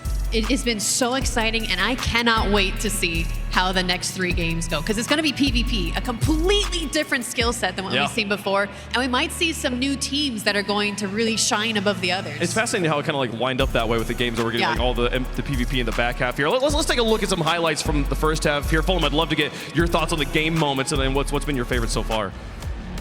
So it seems like we, started with Rocket Spleef Rush, and some of the underdogs, potentially Yellow Yaks, were really able to perform. We've had a few slip-ups and such, but the fact that they were able to be so consistent throughout, they were able to just take their, their placements and consistently get in that kind of top 10 area.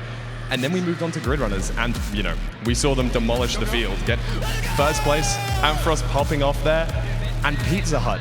Really clean movement throughout. A very confident movement player, but potentially we were expecting someone like Fruitberries to take the lead. But Pete really pulled through, did absolutely fantastically, and played consistently with not too many mistakes.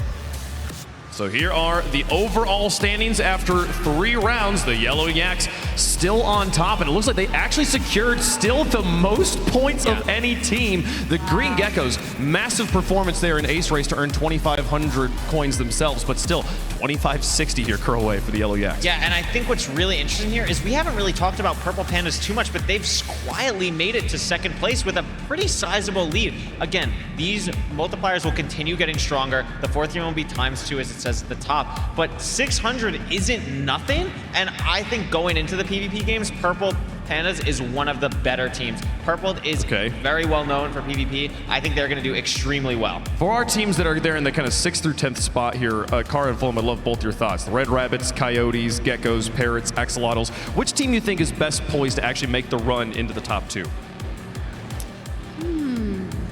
Gotta look and see who's on the team. I think I have my I think Green still has not shown Geckos? their full potential, yes. Okay. I think Green still has a lot that they want to bring out and show to everybody, and I can't wait to see it. Oh, Sneak heard the commentary here.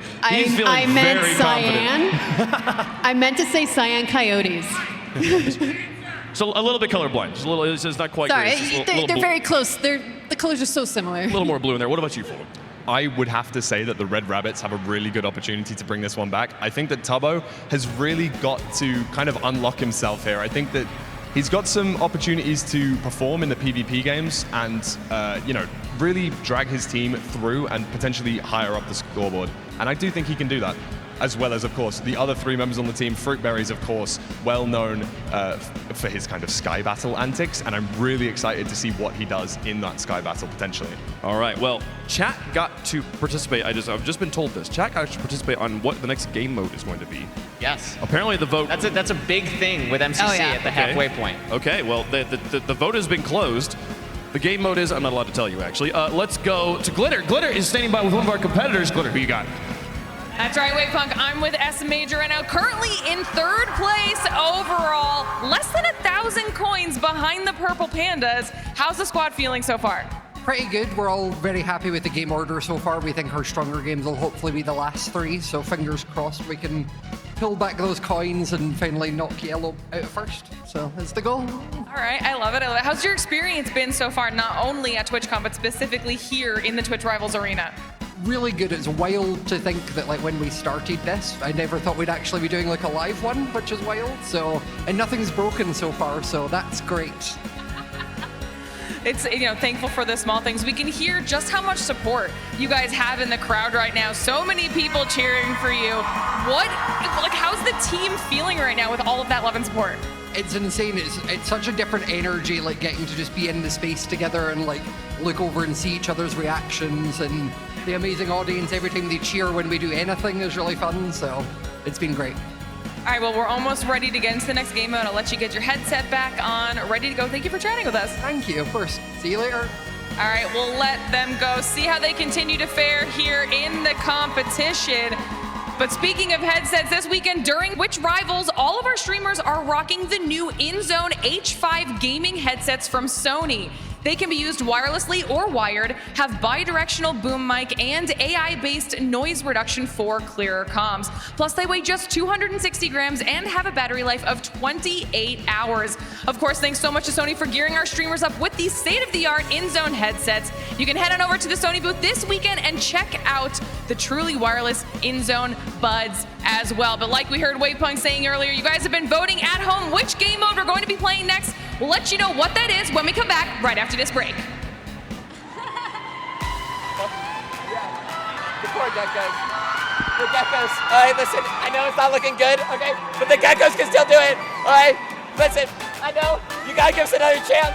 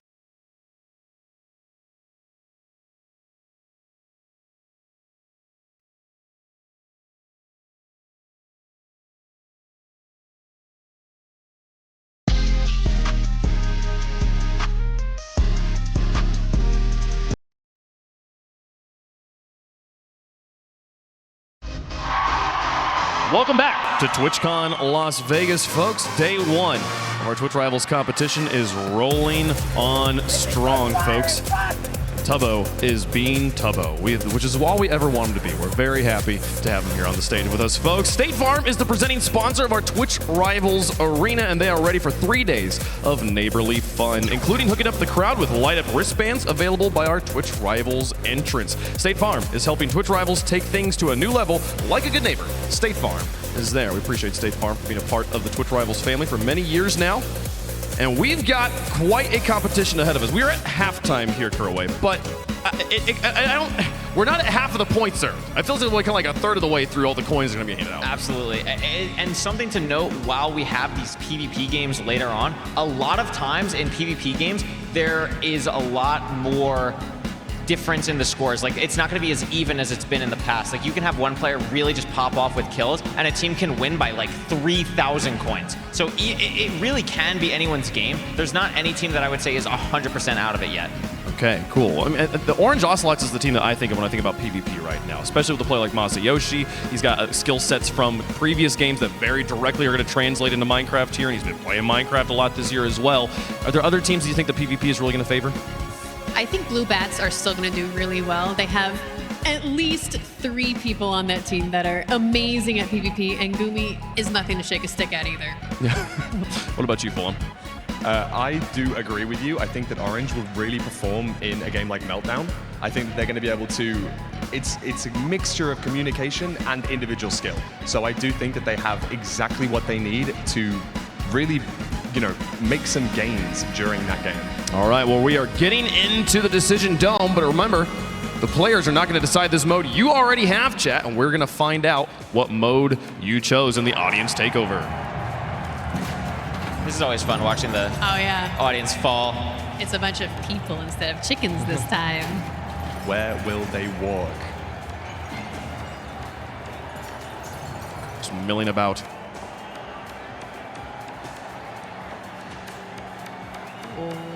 Closed up. It is Meltdown. Meltdown. Okay, well, folks, the crowd just melted down there. Let's find out how Meltdown works. Welcome to the part where every team tries their hardest to not have a total meltdown in Meltdown. Here's how to play. Meltdown is a 3-round team elimination game where teams are released into a massive sprawling industrial facility with the goal of looting coins and staying alive. Players are armed with freezing bows, where hitting a player with just 1 arrow will freeze them solidly in place. Players can use deployable heaters to slowly unfreeze their teammates, so to truly eliminate a team, all 4 players must be frozen at once.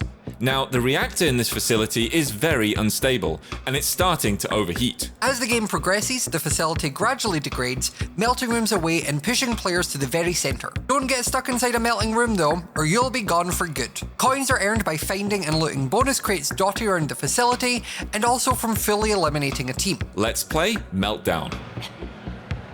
All right, this feels like the closest thing we have to a looter shooter in this game. You gotta go get the loot, get the coins, but also take out the other people so they can't take it from you. Yeah, this is also the closest thing to an FPS we're going to get. So players like Masayoshi, I think, are going to do really well. And I love that we're looking at the Yellow Yaks right now. I think everyone's eyes are on them. We've seen how strong they've been up until this point, but even in Captain Sparkle's words, this is where they're going to struggle. Can they meet the pressure that's coming at them? And I think some things to note about Meltdown is a lot of the PvP is all about the endgame. You don't want to take fights early. You really want to take fights late. Focus on coins early on. And something else to note that the video didn't touch on is the tele-pickaxe. Only 1 player can mine coins at a time, so communication is going to be really crucial. Yeah, and you can see here Sparkles has, pretty much everyone has their map in their offhand, so you can see exactly where they need to go.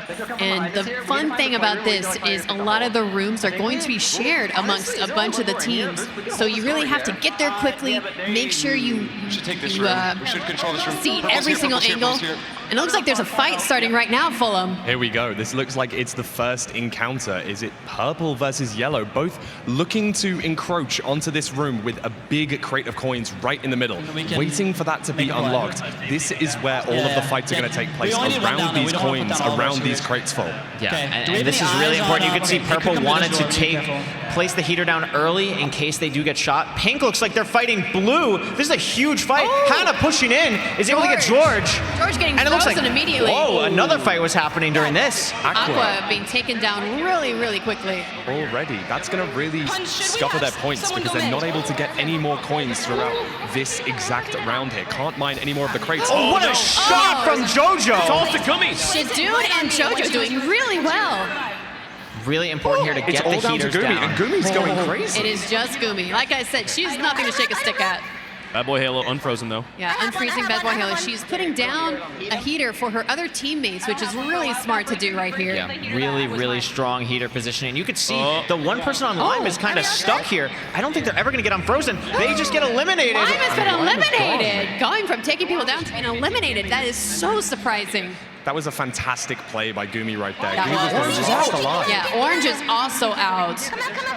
A lot of teams taking a lot of early fights. I'm actually surprised at how many teams have been fully eliminated already. Very true. The middle room hasn't even been unlocked yet. Gumi doing some really good positioning here, not really peeking out around the corners too much, just getting enough to see exactly where things are.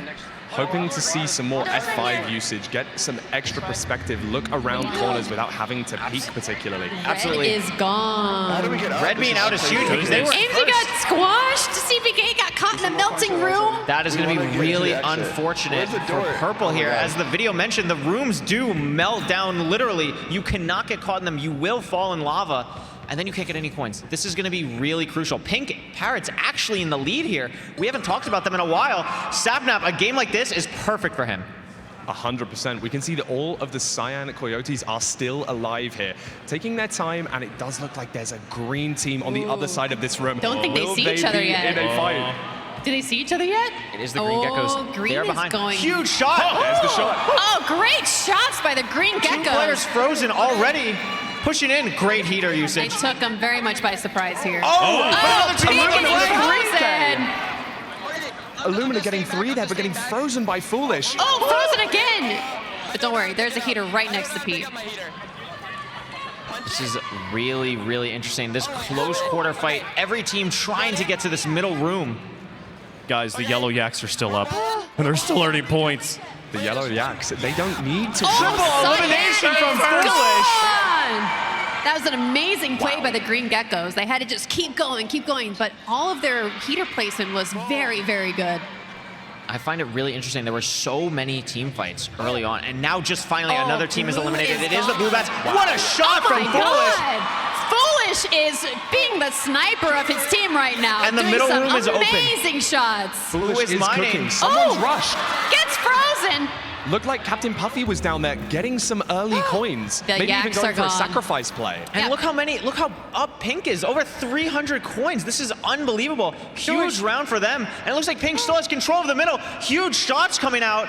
Oh my God. Are they going to be able to mine the last little bit here? They are. Pink is going to have a dominating lead after round 1 here. Sapnap doing so many good performance. shots. George providing some backup for Sapnap, who's down in the middle. And they win the round! That was big. They got all the gold, they got all the kills. They are feeling really good right now. Almost double the coins of second place. Pink Parrots really taking a lead into game 2 here and deserved that pop-off afterwards. I love to see that from Sapnap, really showing how interactive this game is and showing how intense it can be as well. Yeah, Sapnap is amazing at PvP. Sylvie and Captain Puffy also really, really good. George, also very fantastic. Sapnap has to be a top 5, like, Minecraft content creator pop-off person.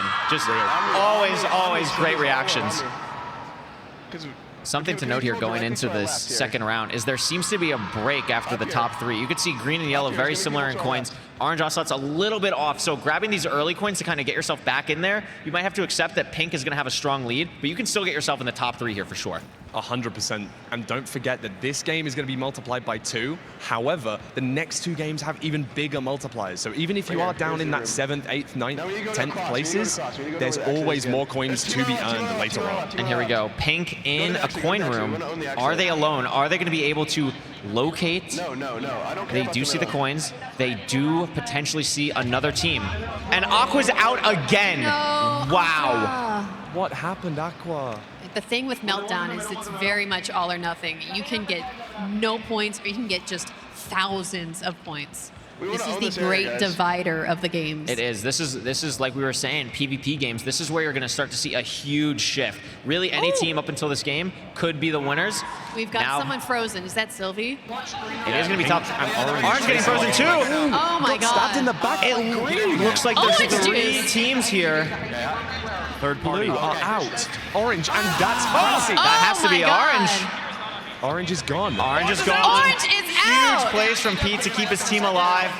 But while all this is happening, no team has been able to grab the coins. I think We have Pink here. Pink might have been able to grab them. Oh! George may have got that snipe off Pink He there. may have. And green is out. Green is Pink gone. is dominating. Oh my god, imagine trying to escape Sapnap. You turn around and Cyan George is out right too. there. Wow. So many What a nightmare. early fights here. Yeah, again, I'm really shocked at the amount of early fights we're seeing. here. We're down to 4 teams before the middle has even been unlocked. Yellow's still alive, trying to be very, very stealthy, trying to be very careful here. That's something we haven't really spoken about. Yellow Yaks have said that this may not be their best game, the second half of the game, but they're in second place right now. They're doing very good. They haven't had to take that many fights. Yeah, they haven't had to take too many fights. They're just kind of playing their own game. And in something like Meltdown, you don't have to take the fights. If you are just the team mining the coins, sneaking behind people, that can be huge. This is a really interesting spot for a fight. A lot of corner play here. Yep. Elena looking for an angle, trying to unfreeze teammates. And it looks like the rest of Red isn't able to really help their team here. Where's JoJo? And here we go, gets Oh, what an angle from Elena. Elena Huge gets shot. Amazing shot on the Bekyamon. Good job, Elena. That was a great snipe through the They window. don't. And They the don't middle- want to stick around though. The middle is going to be unlocked here. Lime is trying to position themselves in 5th now, but could easily jump into the top 3. Looks like they've lost JoJo. Oh no, JoJo's over there. JoJo, I think, is JoJo might be frozen. frozen. Yeah, they had to JoJo leave her. is going to be out of this. Oh, that's so sad. Sorry, JoJo. The middle room is really what's going to be the... And look at this angle. They knew Red was going to come through here. Huge shots, and that's it. Red's out. Amazing shot. Wow. Oh, JoJo got caught in a melting room and is out. But look at this. Pink has amazing positioning here. They're already up 600 coins. Could easily be up 1,000. They just have to play their game slow. No reason to rush. Wait for the coins to unlock. Be confident about your positioning. It's okay the puppy gets frozen because Sylvie's right there. The shots onto yellow are going to be crucial. Yeah, as long as the heater is out, they don't have too much to worry about. Kara, Looks do like- you think that if Yellow Yaks decided to maybe go for a sacrifice play and go all out for the center coins, they may be able to take some? I think that's what they're doing right now. Oh, they got Frozen in the middle. Not enough. Oh no! Pink get frozen. This is going to be a huge play for Oh my Lime. God! There's so many teams mining the coins. in the middle. 4 different colors right in Four that middle different section. colors. What a Looks jump like from Sam. Awesome, Lime dude. does not even see. Yellow is just going straight for it. But Lime was waiting in the wings just to freeze everybody. Oh my God! There is so much going on in the middle right now. And all the coins are gone. It's just about getting the final kills here. We got someone Captain just Sparkle frozen. still alive for Yellow Yaks. But you can see the room melting down. It's Trying going to to get some be heaters all down. about parkour. It is heating down. He has to get out of Needs to there. get this shot. And needs to get And team is frozen. CPK gets a nice snipe from across the map. That was still an amazing. Who's the last team left? Is it going to be Pandas. purple? It's purple. Who is still eating good? It's purple. And there it is. Are the winners? Woo. That was fantastic. And now look, as you say, Purple Pandas up into 3rd. Oh my God, they are What a so pop-up. excited. The game's not over though. They still got one more round. Come on. They got to reload here. Re-rack got round 3 coming up, and look how close the leaderboard is. Fantastic reaction, though. That was fantastic. We got pink, yellow, and purple all battling for first place. Whoever I think wins this round of those 3 is going to end up being projected into first. This is going to be important. Again, we've seen early fights be the big detriment to a lot of teams. What teams are going to play passive, just focus on the middle? Sapnap leading the charge for his team. Sapnap just tearing through this map right now, running past the coin crates, hoping his team picks them up, and he's trying to get extra territory on this map, get some extra room so that his team can play and look for some flanks. No, we should go to this corner. Go to this corner. Come here. Very strong shot caller. Having the room under control is really important. Telling his team to spread out, check corners, make sure you're together. We also, Yeah, the scary part about this is the team could come from any direction. You really have to keep your eyes open. Oh, look at this spot from Pete. A fight between blue and green here. Looks like green should be okay. Cyan is out. Oh, that is not going to be good for them. Yeah, I know. Oh, what an angle from Punz. There's nowhere for me to run. Punz is the only one left unfrozen on the blue team. He's going to need to try and get that heater down to his teammates. He's got to go fast. Avoid the snipes potentially from green. This is going to be really unfortunate for Blue Bats if Punz is not able to unfreeze his team because they are so low on the board. They need all the points they can. Yep. We also have a fight between red and orange here. Everyone is still we need to move. Oh, Scott gets frozen, but he's right next to a bunch of blue. This should be okay. The worry for orange, though, is that these rooms are going to start melting down. They're in a weird spot. They are able to escape. Yeah, they may want to just leave. Do they take the coins? The issue potentially for orange here is that the capture crates have been unlocked, so they may miss out on those center coins. Dave is frozen. They need to put a heater down right now. I can't place it. I can't place it. Owen cannot find a spot to place the heater because the hitboxes. There it is. And using your teammate as cover Fruits on the is floor. also a valid. What a shot! Strawberries. Ooh, amazing shot. There's one on you, Scott. Oh, Dave, once again. Just Owen left. Oh, great shot! God, amazing shot by Owen. Amazing use of the ice as a cover there. Really strong. So is not able to get around. Is anyone on orange unfrozen, or is that it? No. Either way, the room is melting now, so they may lose a few players. Tubbo is popping off right now. He is the last one unfrozen on his team. Pre-placing the heater, very smart, so if he does get frozen, he may be able to... He does not see Scott here. They gotta get the shot. Oh my God, he gets Scott! But he is taken down by Owen. The room is melting down. Tubbo is not a fan. It's melted.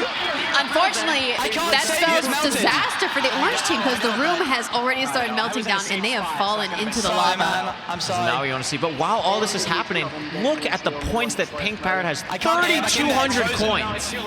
Unreal. Half of the players remain and the final rooms are melting. The center room is going to be the final place to fight off between these 20 players that are left. A few frozen already over here for Owen. Oh, look at this fight. Pink is gone! Oh, Pink's out! Incredible! Our #1 placing team so far already eliminated. They're not going to be able to get any more coins. Lime looking very good here. Look at how close 2, 3, 4 are. 50 coins separating 2, 3, and 4 right now. They do have some heaters down, though. Ooh. Any of these teams could pass Pink. Certainly, because Pink aren't already eliminated. They can't get any more. Those central coins could be so helpful for these guys. We have not seen Yellow at all. What are they up to? Yellow are being sneaky, and I like it. They're just sneaking around. They don't want any of these early fights. They want to go straight for the gold. And getting those coins has allowed them to get up as high as looks they are. like teams are We starting got to Lime go. going in immediately. 5 up, getting a couple before getting frozen himself. Wow, Purple Panda's getting a good few kills here. But Oh my it looks goodness. like Lime, JoJo in the middle, getting all of the crates. JoJo really cleaning up here. But here comes Purple. CPK in the middle, looking for a snipe on Shadoon.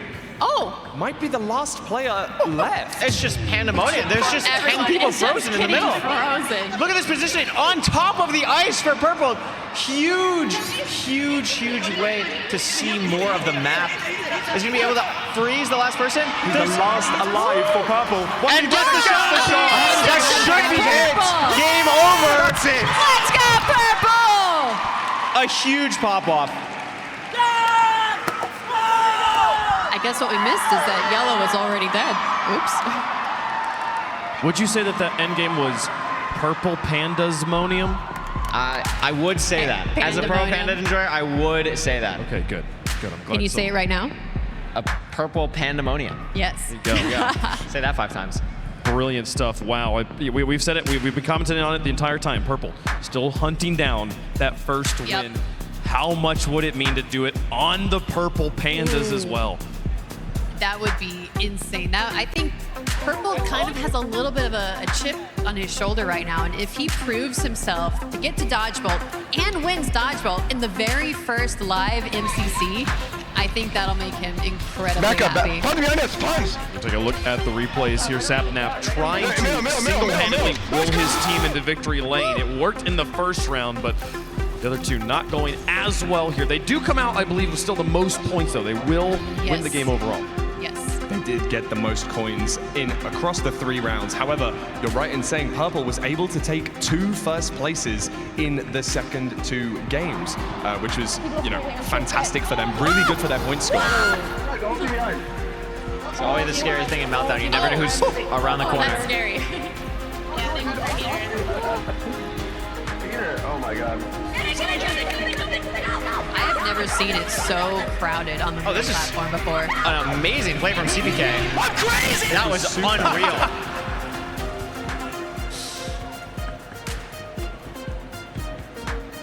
Yeah. I love this snipe from Purple here. Yeah, using the ice as cover is so important. And we can see here. This is the score from this game. The Pink Parrot's going to take first place with 3,400 coins, with the Purple Pandas. What a rally. Only 300 less than them. And that will be added to their total tally. The Yellow Yaks, I gotta say, I think they really benefited from all that early fighting there. They did. They were able to sneak their way deeper and deeper into the game. Oh, that brings Pink up to third. What It's an getting amazing close. comeback by Pink. Pink and Purple there. So close. Yeah, Purple was already in second now. Only 1,000 off of the Yellow Yaks. Yep. And then another 1,100 there, Fulham, for the Pink Parrots behind second. Yellow doing well enough to keep in that first place and still have a huge gap. They've still got 1,000 coins of difference even. And the final 2 games are what it's really going to come down to, because there's a 2.5x multiplier on these coins for game number 5. And that's what's going to be really crucial. Wow. This is crazy. This is so crazy as this is coming down to the wire for these teams. So This is MCC. This is Minecraft Championship. Incredible, incredible stuff. Stories on every side of it as well here, Kuroway. Like every team that is in the running to win this thing has a reason why it's special uniquely to them. Absolutely, and there's still, like we're saying, 2 games to go. There's more storylines to be written. We don't know. A game like Sky Battle still, you can win by so many coins, where we could see a team that's in 6th or 7th just automatically catapult themselves into Dodgeball. Okay, well, folks, 2 more games to go. We're going to be rolling right into game number 5 here. They're getting ready for the Decision Dome, and they will be making these choices. Fulham, thank you so much for joining us here. Any final thoughts you got before we let you go enjoy the rest of the con? Thank you very much for having me, and thank you, Twitch Rivals. Everyone here has been making so much noise, and I really want it to be even louder. In that Dodgebolt finale, I expect the roof to be blown off this place. Thank you so much. Enjoy the rest of the show, man. Thank you very much. All right. We can see people getting dunked already. Oh, dunking Pink. Well, I guess Jordan did dunk Some things us, to note, to be fair. Illumina has a Mega Chicken. And S Major let a Fox loose. We haven't really talked about that. That just kind of chases the chickens around randomly and is going to kill some of them. Looks like they're going for Sky Battle here. That's really interesting. Oh, there are a lot in... This is actually going to be close. I don't know if the Mega Chicken is going to be enough. I was just thinking that as well. It is going to be to get to the other side as the 5th game. All right. How does it work? Remind me, what was the goal of this game again? It's to get to the other side, or as we like to call it, TGTOS. Here's how to play. TGTOS is a frantic parkour game contested through 6 separate rounds, each featuring a different map. When each round starts, players get 90 seconds to traverse the challenge in front of them, get to the other side, and simply punch a chicken. Sounds easy? Well, falling off the map sends you back to the start. And not only can other players punch you off, but there's mobs and traps too. Players earn coins for their team based on their placement in each round. Also, the first team to have all 4 members punch a chicken, each round gets some bonus coins. Let's play to get to the other side. Okay, cool. So how the game works, it's just built into the title. Yeah, get to the other side. How hard can it be? If only it was that simple. Just press W, forehead. Just... yeah. Right? Oh, Well, no? Okay. There's a little more to it, especially with Terra Swoop Force. Yeah, turn on your FOV if you turned it on. I always love seeing the Elytra round. Terra Swoop Force, a phenomenal game mode. Gonna use the Elytra here. This will be the only course with an Elytra. And we won't see a lot of PvPing because it is very difficult to do with the Elytra. The thing here that's going to be really important is going to be just the general movement of all the players. You know, think about who did very well on Ace Race. Those players are probably going to do very well in to get to the other side. Is there any sort of team dynamic here, or is this another deafen up and just focus? It's kind of deafen up. For this one, it's a lot more deafen up. For the future ones, you will want to have a more team communication, because if someone on your team is really good at placing blocks and bridging is what they call it, you want to follow them. You want to follow their path because they know what they're doing. So for someone like me, I follow someone who knows what they're doing because I don't. Yeah, that's a really good point. The thing that's so interesting about to get to the other side is, as we're seeing, this is an Elytra course. There's going to be so many different courses throughout these rounds that are just going to make it so interesting. And you're seeing Bad Boy Halo Illumina, unfortunately, not hitting things. Pete is absolutely flying. Pete is cracked at this. So a little trivia about this. This is the only map that you can actually practice ahead of time, because this is part of a different map that Nox Crew has created. It's called Terra Soup Force. It's really fun. You should play Does it. clip the water a little bit to lose some speed. I think it will still be enough. I don't think it's going to matter. Oh, Amazing. Pete's gotten first place. Really clean. So something else to remember about this game is the first teams to completely finish get a huge bonus. So Orange Ocelots, Pink Parrots get huge bonuses because their full team has finished. So in that aspect, it is more of a team game as well. Absolutely, and similar to Ace Race as well, you really want to just finish. If you're able to finish, if you're not feeling super confident, you just want to be able to finish for your team. That's going to be crucial. Go, Goomy, go! Good save from Goomy there. Is going to be able to finish for her team. We've got 18 seconds. Can everybody finish? Let's go, Michael. Michael should make it. Let's go, Michael! He's got 10 seconds to punch that chicken. Punch that chicken. And everyone has completed. That might be the first time everyone has finished the Terra Soup Force course. I am so proud of everyone. That was awesome to see. Next course. This is the new Las Vegas course for TwitchCon. No one has played this map before. It does seem to be one where you place blocks, so we're going to see players, as Cara said, you want to follow someone you're confident with. It doesn't even have to be your teammate sometimes, but you just want to follow someone you know is confident. I always follow fruit berries. That is a very smart decision. You can see some players getting a lead. Different pathings here. Looks like Pete is going to just try and bridge up. Look at how fast he is going. But is that gonna be the way to go? You can see some people just riding along the buildings. Fruitberry's one of the best block placers in the world. Going to be going through the side here. Oh my gosh! It looks Look like at some him people go! found a better path. Owen, what a save! Save by Owen here. And Purple finished first. Let's Big go, Purple! finish. Fruitberries gets second. A lot of And people Owen from in red. third. 3 people in red finished top 10. If the last person, if Michael's able to finish here with a really solid time, this could be huge for Red Rabbits. The rivalry between Fruit and Purple is beautiful. It really is. Cyan is going to be the first team to finish 1 spot before Orange. Ooh, Yellow getting the 3rd full team. That's going to be really helpful for them. Guys, the Yaks aren't losing. It's a they can't keep getting away with this. They are absolutely dominating. They are playing really well. Again, another map where it looks like everyone should be able to finish here. Sylvie going to clock in. Let's go, Sylvie! And it looks like the last 2 people on pink are going to round us out here in the second round. Something else to note is you can knock other people off. So if you're following someone, you can punch them off. All right, guys, you're going to have to do better than that. Ooh, what the flip, Scott?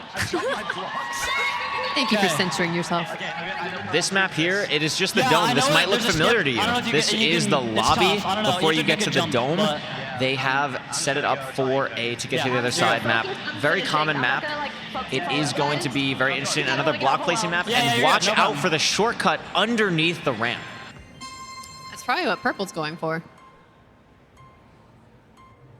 Oh, we got some people falling immediately. You don't want to go that direction. This is a good angle. You'll be able to see if anyone does go for the shortcut here. It looks like everyone's staying high. Oh, good catches. Someone does go low. You could see. Who is it? It's someone on Purple. It might be Purple himself. Yeah, you can see Faroud right is down there, but look at Purple. He took the shortcut, and it's going to pay off. Oh, my God. He's going to finish first again. Faroud in second again. Andy, let's go! Third! Purple, very excited. Oh, keep blocking himself there. Oh, no. Oh, no. Still hasn't punched.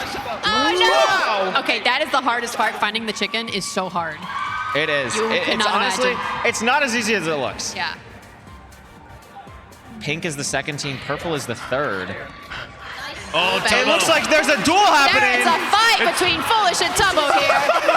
We saw the combat IRL. Now they're competing and to get into the side. Oh, they are punching themselves so hard. Oh, it looks like Foolish is going to win. Get him, Tubbo. Get him. Don't let him get away with this. Oh! Don't let him get away with this. Oh, and Foolish falls. Tubbo is going to be the one to punch the chicken. Tubbo Being a has good made teammate. That's how it's done. Oh, you better watch out here.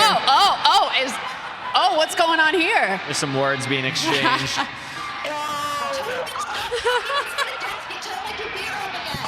I'm so sorry. I'm so sorry. I'm so sorry. He is apologizing. Does he mean it? Do you think he means it? Is he apologizing? I think he's apologizing to Becky, potentially. Oh. I think that's what's happening, because I saw Becky got disconnected. Oh. I don't know if Tubbo accidentally Did Tubbo did something. disconnect his Disconnect teammate? Becky. That is a little bit interesting. I'm not sure what happened They there. have to pause the game. If this is the truth, this is the best reason we've ever had a disconnect on Twitch Rivals. Someone pounded the desk in frustration so hard it disconnected the LAN cable. Tubbo has really gotten himself into some trouble today. He has really been around the block. Oh yeah, he's picking fights. He's disconnecting people. I love how we had like IRL walkouts and then virtual walkouts, and then we had an IRL fist fight and a virtual fist fight. Yeah. Everything here to here. We'll go through some highlights while they figure things out on the back end. It's so impressive to watch this. This is mesmerizing. Yeah, This is yeah. really cool.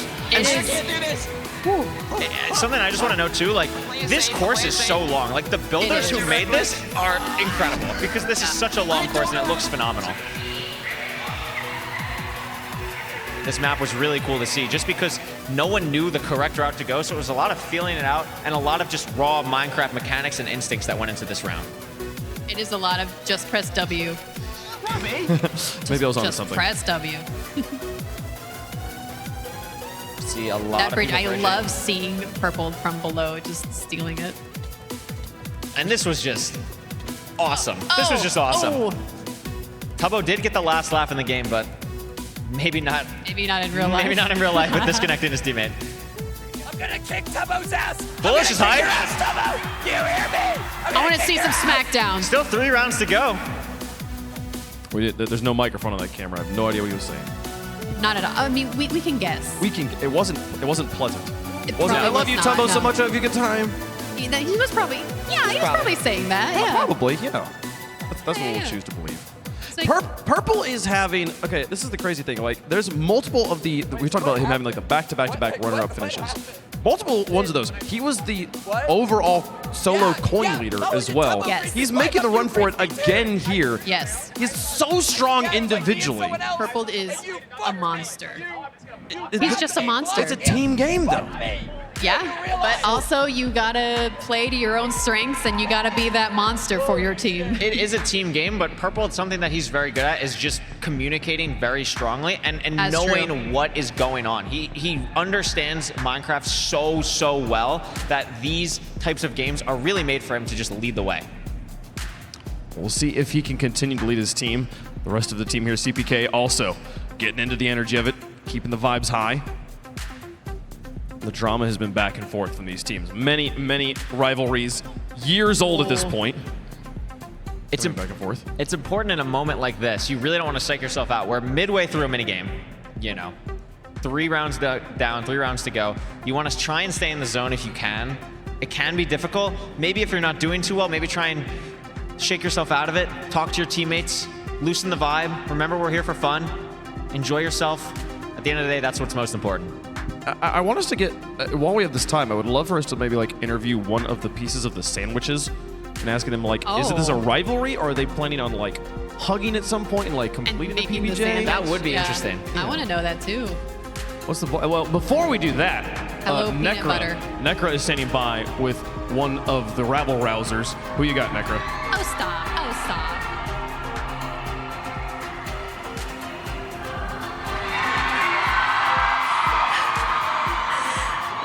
Here the crowd proud for you. Everybody is so excited for you. How excited are you to be here? It feels like I've done like cocaine today with the amount of energy. I'm losing my voice, but I'm gonna keep screaming anyway. I'm gonna kick Tubbo's ass the next time I see him! You motherfucker! I wonder what Tubbo might have to say to that. I would love to know what Tubbo has to say too, actually. Can we bring Tubbo over here? Can we get Tubbo? Come on, Tubbo. Come here. Foolish has some things that he would like to say to you.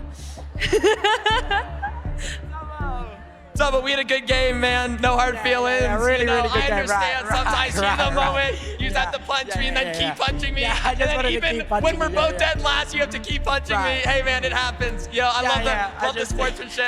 You're the best. You're the best. That just like you got 40th place and I didn't. You know, like. Yeah. That was a low blow. That was a low blow, man. It was meant to be a low blow. That was a low blow. That's going it. for the testes. Going for the testes. Meet me in the TwitchCon alleyway. Right after MCC. Yeah. It's going down. It's going down. It's going down. It's going down. Oh shit, that was getting. Sorry. Yeah.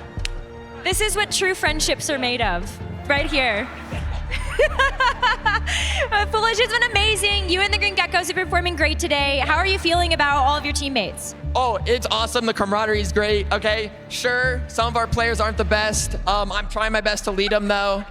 And as long as we can keep it up, I think we have still a great shot at first because with these PvP events, we've been kind of going up and up. I forget what we're at now. I think we're maybe 4th. And if we just a little bit better to get to the other side, and then we got a Sky Battle, you'll see us in 2nd. Absolutely. You guys have been absolutely crushing it. So I'm wishing you guys the best of luck. So good luck out there. Thank you. Thank you. Woo! The Green Geckos making the best effort they can here. And that was amazing there. Do you think Necra is a Pink Parrots fan? Well, she's wearing a lot of pink. It's a lot of pink. Do you like the pink parrots, Necra? Yeah, I think so. Yeah, I think I do. I mean, we're wearing I like red. them all. I like them all. No. You have to pick one. No. You have to pick.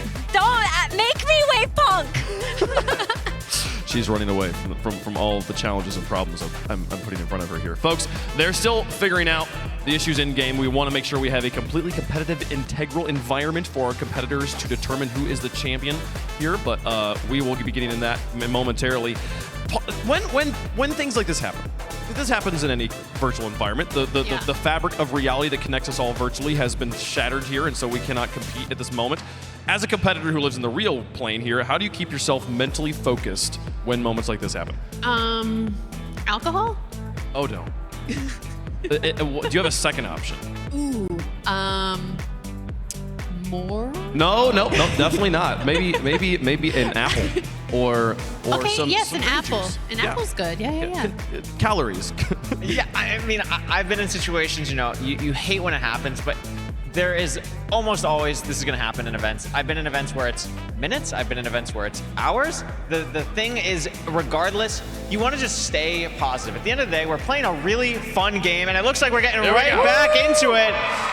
And that's what's important. 5 seconds. 4, 3, 2, 1. Here we go. We've been so caught up in the drama of what's been happening on the courts. I feel like we haven't really talked about the game coins. Yep. Orange Ocelot sitting comfortably right now in first place. They are, and this is this to get to the other side lineup, we haven't really touched on it, is a very mechanical, very difficult to get to the other side lineup. This is one of the maps where you have a lot of building. Illumina very strong with blocks, block placement and movement, doing a very good job. You'll see him wall ride the side here. Does a very good job. He's gonna miss a little bit. That's gonna allow people like Fruitberries and Purple to pull ahead, and you can see Fruitberries so confident in his movement. You can see Purple right next to him though. Yeah. These players are going to do it. And you want to watch here at the end. The chickens are actually raised on this map. So Fruit's going to jump for it and hits it. Very well done. Purple gets first. Or sorry, Fruitberries gets first. Purple gets second. Yeah, the one thing to note is the chickens are spread out everywhere. So if you start building up and there's no chickens there, you got to go back down. Yeah, you'll and get screws. Yellow Yaks, the first team to finish. That's big for them. That is huge for the Yellow Yaks. Looks like Becky fresh with new internet. He's going to try and find a chicken. Michael steals hers. Yeah, so just like, oh no, get out of there, get out of there. Oh, there's Where's the other chickens? There's no They gotta chickens. find There's no us. more chickens. You gotta go somewhere else, Becky. Run, Becky, run. 10 seconds to find the chicken. Get that chicken. Yeah. There we go. Again, all players finishing every map. That is what you want to see.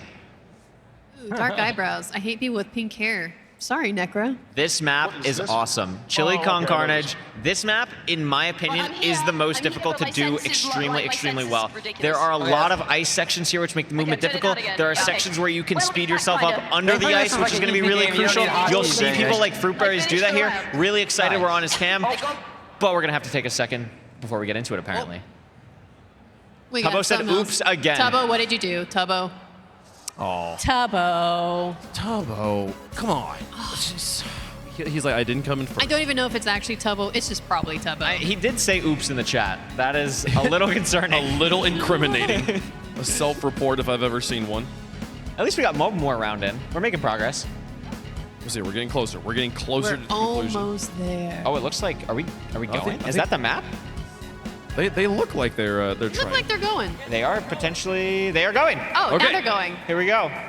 Like I was saying, this map is very difficult. The ice sections make it very hard, and there's a lot of sections where if you mess up on a jump, you're stuck in the water, as you saw someone on green just do. Yep. SMH are finding a really nice line on the bottom, though, but it's not going to matter with the top players in the front here. Hannah with a very strong lead. Hannah doing amazingly well right now. Look at that speed. Oh, that's a really unfortunate Hannah punch. got punched by someone. Was that Did Jojo just punch Hannah? You can see the shifting that Hannah and Jojo were doing there. Jojo going to do another shift under here. Really strong movement. Oh my God. Jojo, a very strong movement player. Jojo You can just also gliding. see with the speed, you don't have to jump through these sections. So Jojo can just walk or sprint right through them. Should be the first person to finish here, and she is. And 5UP gets second. He's like, yeah, of course. Awesome, awesome stuff. Hannah able, after that punching mishap, still able to get in the top 10. What is the first team to finish with all their players, though? It looks like it's going to be Orange. Oh, followed by Cyan, and then Purple, and then Red Rabbits. Sparkles coming in. Awesome dude coming in at 37. Really, really nice stuff. And look at this lead that Orange is really starting to pull away with here. We touched on it a little bit, but Orange is really has double the coins of who's in fifth. And this is the last map. This is Water Park, another very difficult map. This relies on a lot of understanding of swimming mechanics. You really want to be able to angle yourself through the upswing bubbles really smoothly. You don't want to bonk your head on anything. You don't want to miss. Really, really important to have a strong underwater movement here. Here we go. Even in something like this where you're going down the middle, you can still gain a little bit of an advantage depending on how you swim. And you'll see a lot of people hitting the nice jump here. And there's multiple sections of that where you have to go through water bubbles that push you upward and time it correctly. You'll see a lot of players here get into the parkour section. Oh. A lot of swim speed. Very, very fast. That was a really fast swim speed. Illumina again strong. Bonks his head though, which allows Kratzy to get ahead. But Kratzy misses the jump, so now Illumina's ahead. Falls in the water. And this is the water bubbles we're talking about. Illumina doesn't time. Frost falls before he can make it over. Amfrost is going to be able to do it. I'm a griefer, by the way. Really, really took off some time for Amfrost. We haven't touched on some modifiers as well. It looks like there's a zombie modifier. A little spooky, a little scary. Purple, very, very strong here. First place. Look at his scoreboard. 9th, first, second, 4th, first. CPK, that's going to be huge for the Purple Pandas. But Orange was the first full team to finish. Now, something to note, we don't see Yellow Yaks in this top 4.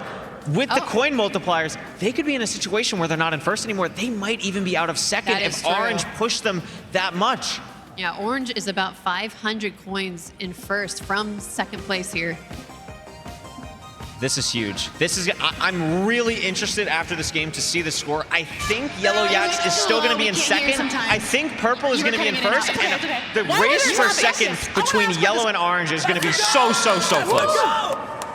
Purple team looking really happy with their performance after that. He's zoned in. Yeah, Purple, phenomenal gameplay. Yeah, I think I agree. I think Purple is going to get first right now. Yeah. Followed by Yellow Yaks. I think it's going to be really, really close. Oh, looks like they're first. I think they're first. Them in first. there's still one game left, and it's going to be Sky Battle, and we touched on this. Sky Battle is a game where you have so much score variability. Yeah. If one player like Purple or like Kratzy or like Fruitberries gets 10, 12 kills for their team, it puts the entire score up to this point upside down. It can just go absolutely crazy here. Yeah. Sky Battle is a great differentiator. What an excellent final game. I was just thinking that. A summation of Minecraft in many ways. Absolutely. Like, this is such a great way for us to conclude things and get to our final 2 teams before Dodgebolt. And I think a team like Pink Parrots, you don't want to count them out. Sapnap, this is going to be his best game. George Not Found, probably his best game going into this. So Pink can still, again, if you win by 2,000 coins, not unreasonable, you're right in there. Team's preparing. They've been competing all day, but this is going to be the most intense moment. We're going to take a look at the highlights there, though, from Game 5. Again, a back and forth, Purple dominating the lead in many of these capacities. This map is always so interesting with the chickens on the high ground, especially when you get past like the first 10 people to finish, because then it really gets the like pandemonium of where are the chickens, where do I need to go? And then this map is so interesting with the ice.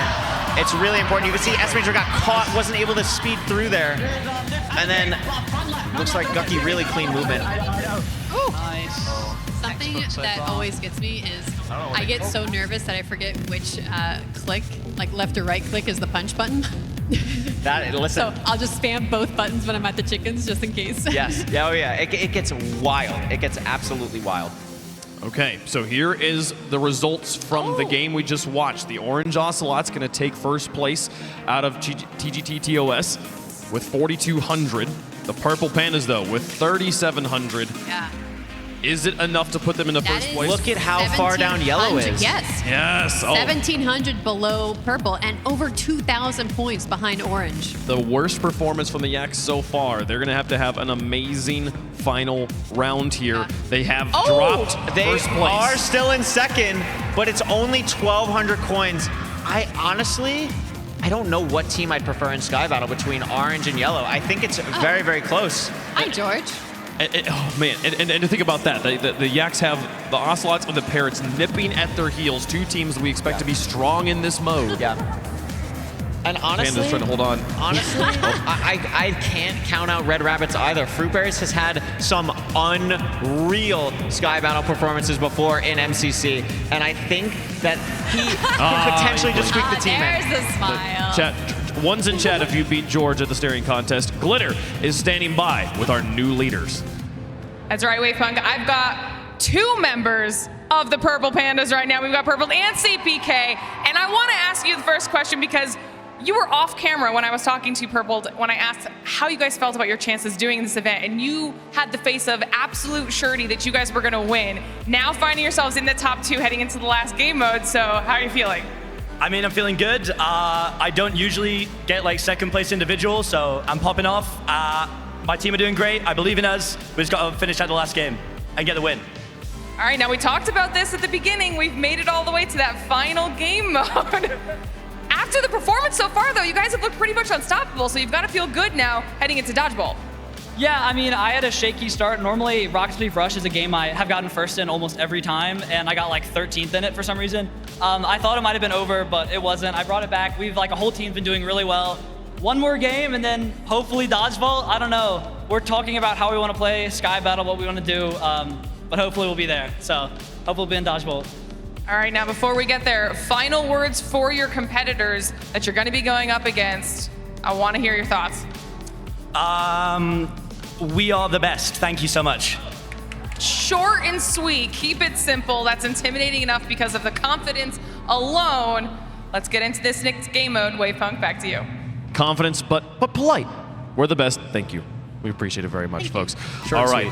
One more game to play before we have our finalists for the Dodgebolt game. It's going to be Sky Battle. It's going to be epic, and we're going to take a quick break before we get there, folks. Stay in chat. Stay hyped up. Twitch Rivals at TwitchCon continues after this.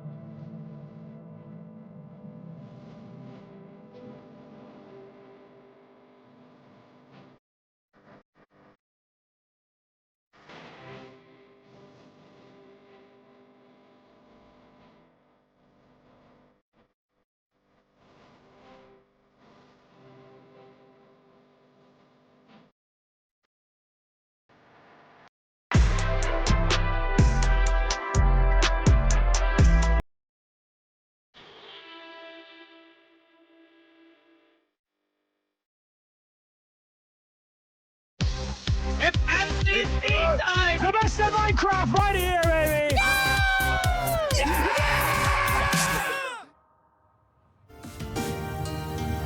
The final game of MCC before our grand finals of Dodgebolt is upon us, and it is going to be electric, folks. We are moments away from getting that gameplay started, but before we do, it's time to announce the top 10 Chactivity scores powered by Verizon. As you know now, Verizon's Chactivity Tracker has been monitoring your participation in a series of supporting actions and accounting for differences in the viewership to determine not who the largest communities are, but which are doing the most to champion their favorite streamers. Your #1 community by the Chactivity score is Rambo Live. Congratulations to Rambo. And you can see our other top 10 results here, Curlway. Really, really impressive. Tubbo did make up some ground, almost able to catch Rambo, but we'll still get 180 subs. That is awesome. And all these chats were just lightning throughout. Incredible stuff there. Rambo, part of half of a peanut butter and jelly sandwich. 2 peanut butter and jelly sandwiches. It's true. It's easy work. It seems easy. Well done. Well, hello. This is so intimate. This very is close. Very intimate. Oh, is he gonna touch our face? High five? ASMR? Are we playing peekaboo? I'm not sure what's really. I feel like I'm being hypnotized. You got 200 subs. Congratulations, Rambo. Congratulations to the 10 winning communities. And thank you, all of you in chat, for participating here. Special shout out to Verizon for creating this groundbreaking and special way for everyone to support their favorite streamers. Here are the final standings before our final mode. Purple Pandas sitting at 12,132 coins. The Yellow Yaks just behind them at 11,443. Everyone else within range here. A good game for any of those teams, kind of in that 3rd to 8th-ish range at this point, and a bad game for the Purple Pandas or the Yellow Yaks could see an upset. Yeah, I think what's really interesting about Sky Battle as the last game is out of any game here, I think it is the one with the most score variety. And I think when sometimes in MCCs, it's like, oh, we already know the 2 teams that are going to go to Dodgeball. In a situation like this, it really could be any team from like 1 to 7, I think has a real chance at making it. And I think maybe Red Rabbits is like my dark horse pick with Fruit Berries and Tubbo to really lift them up. See if they can do it. Every one of these teams has a dream of being in that Dodgeball for the first ever live MCC. This one, in some ways, is it a canon, is it not canon? We'll figure that out later. But right now, it's the first live event that has to mean something special to these teams. I know everyone here is having such an amazing time. I'm sure they'll remember it for, if not all their lives, most of their lives. And I cannot imagine anyone not wanting to be here today to see it live. Well, folks, it's time for the final mode. Let's find out how Sky Battle works. A fierce battle over the void. It's Sky Battle, and here's how to play. Sky Battle is a 3-round team combat survival game played in the sky. Players only have 1 life per round, and their mission is to survive as long as possible. Dotted around the map are loot-filled chests with useful items and crafting materials to help teams gain an advantage in combat. To get to these chests, players will need to use their infinite supply of blocks to bridge over the void. Over time, the map's horizontal and vertical borders shrink, gradually pushing all teams into the very center of the map. This forces an epic fight to the death in the sky. Players earn coins for their team by eliminating players from other teams and by surviving longer than other players. Let's play Sky Battle.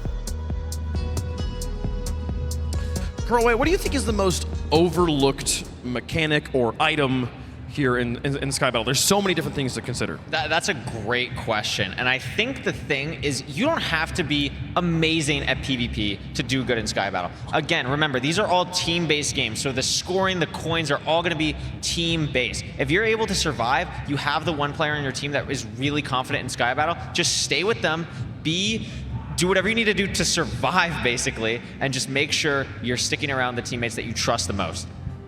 This is a Minecraft Battle Royale if I've ever seen one here. Oh, yeah. This is going to be this one away for us to conclude. The players are off.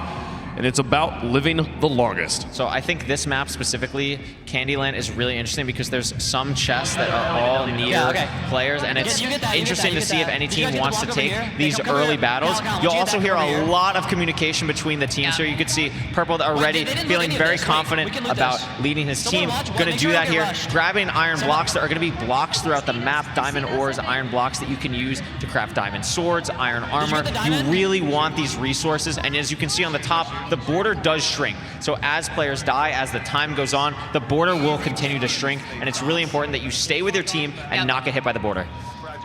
Exactly. So what they're doing here, they're blocking off the water tunnel so that no one else can follow them up. And something else you can do is you can actually throw TNT into the water tunnel and blow up whoever is up top. So it's also protecting themselves from that. And look at Red here being very aggressive. Wow, they're trying to go to the other tower? What? That is wild. So there's obviously, a lot of the time loot is standardized in the tower, so it's fair for every team. But being able to grab more for multiple players, something like diamond, so maybe 2 people on your team have diamond swords now, can be a huge, huge boost. And it looks like Rambo's are gonna die to Pete in a very, very early fight. That is a very sad piece of peanut butter bread. It's okay, Rambo, you won some subs. How dare you, he says. Sneak starting to bridge out. Gonna play very aggressive.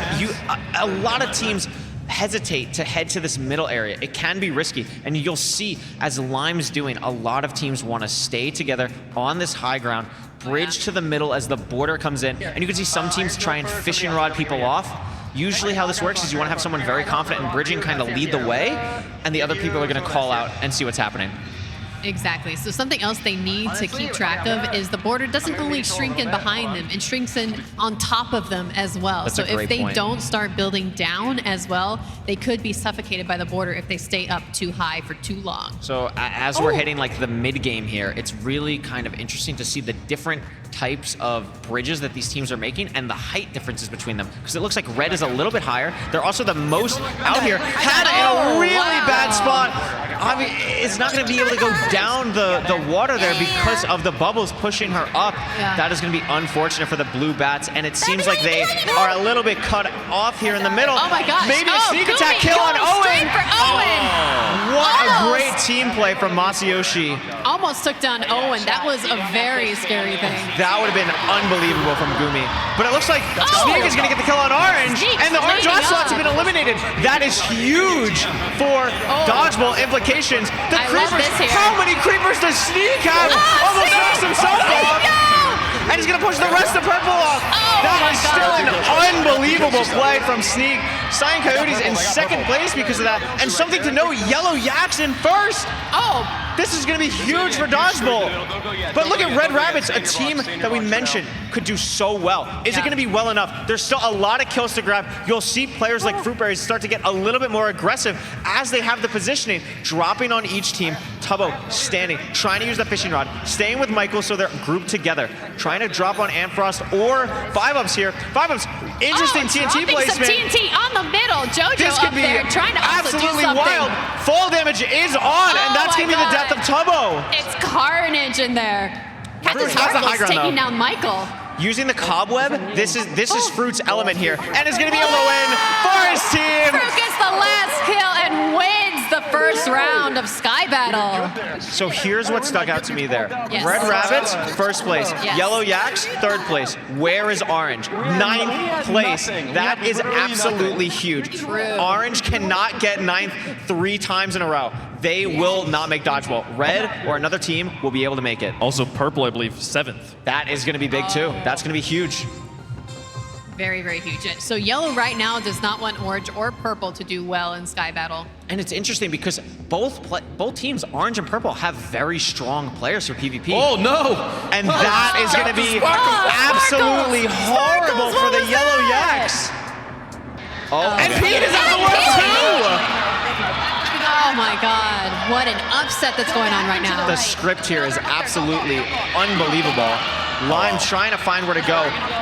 Shadoon has a ton of resources early here. 2 TNT, 2 Creeper Eggs, and 10 arrows.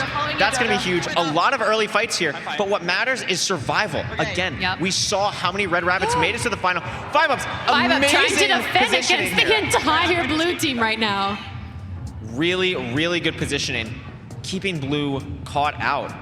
And these shots, again, these players don't have full armor. Puns and Bad Boy Halo only have iron chest plates. It's like 4 arrow shots till they die, so you have to be really careful. I like Cyan Coyote's doing something very interesting here. Why is it doing so much damage? Purple fell out of the world. Purple fell out of the world. That is absolutely huge. Okay. This is another opportunity. Oh, Savage did find Hannah. For blue team. Look at Cyan though, or not Cyan, excuse me. Look at Aqua. They stuck to the middle. They didn't go up the towers, and instead of going up the towers, they're chilling in the middle. They're hanging out. They're just gonna hang out in the middle. They don't want anyone to see. Hang out. The border is lowering, so they're in a really, really good spot now. The thing is though, They can't see. They don't know what's going on. They out don't there. know what's going on, and experienced Sky Battle players are gonna realize where they are. Yeah. So something like Fruit could drop a TNT on them, and boom, 4 kills. Could be massive. Speaking of Fruit, eliminates Captain Puffy, taking the fights. Again, this high ground is so, so, so important. I'm gonna get these two. See, I thought Pink was going to do really well in Pop Off and Sky Battle, and while they kind of are, they're not even in the top 4 right now. They aren't in the top 4. They've had some moments, but it's just not enough when the other teams are dominating. What's interesting to me is we saw Pete die, fall into the void for Green Geckos, and they're still in second. They are doing really, really well. But look at the bridge from Pink. Is that George trying to sneak over?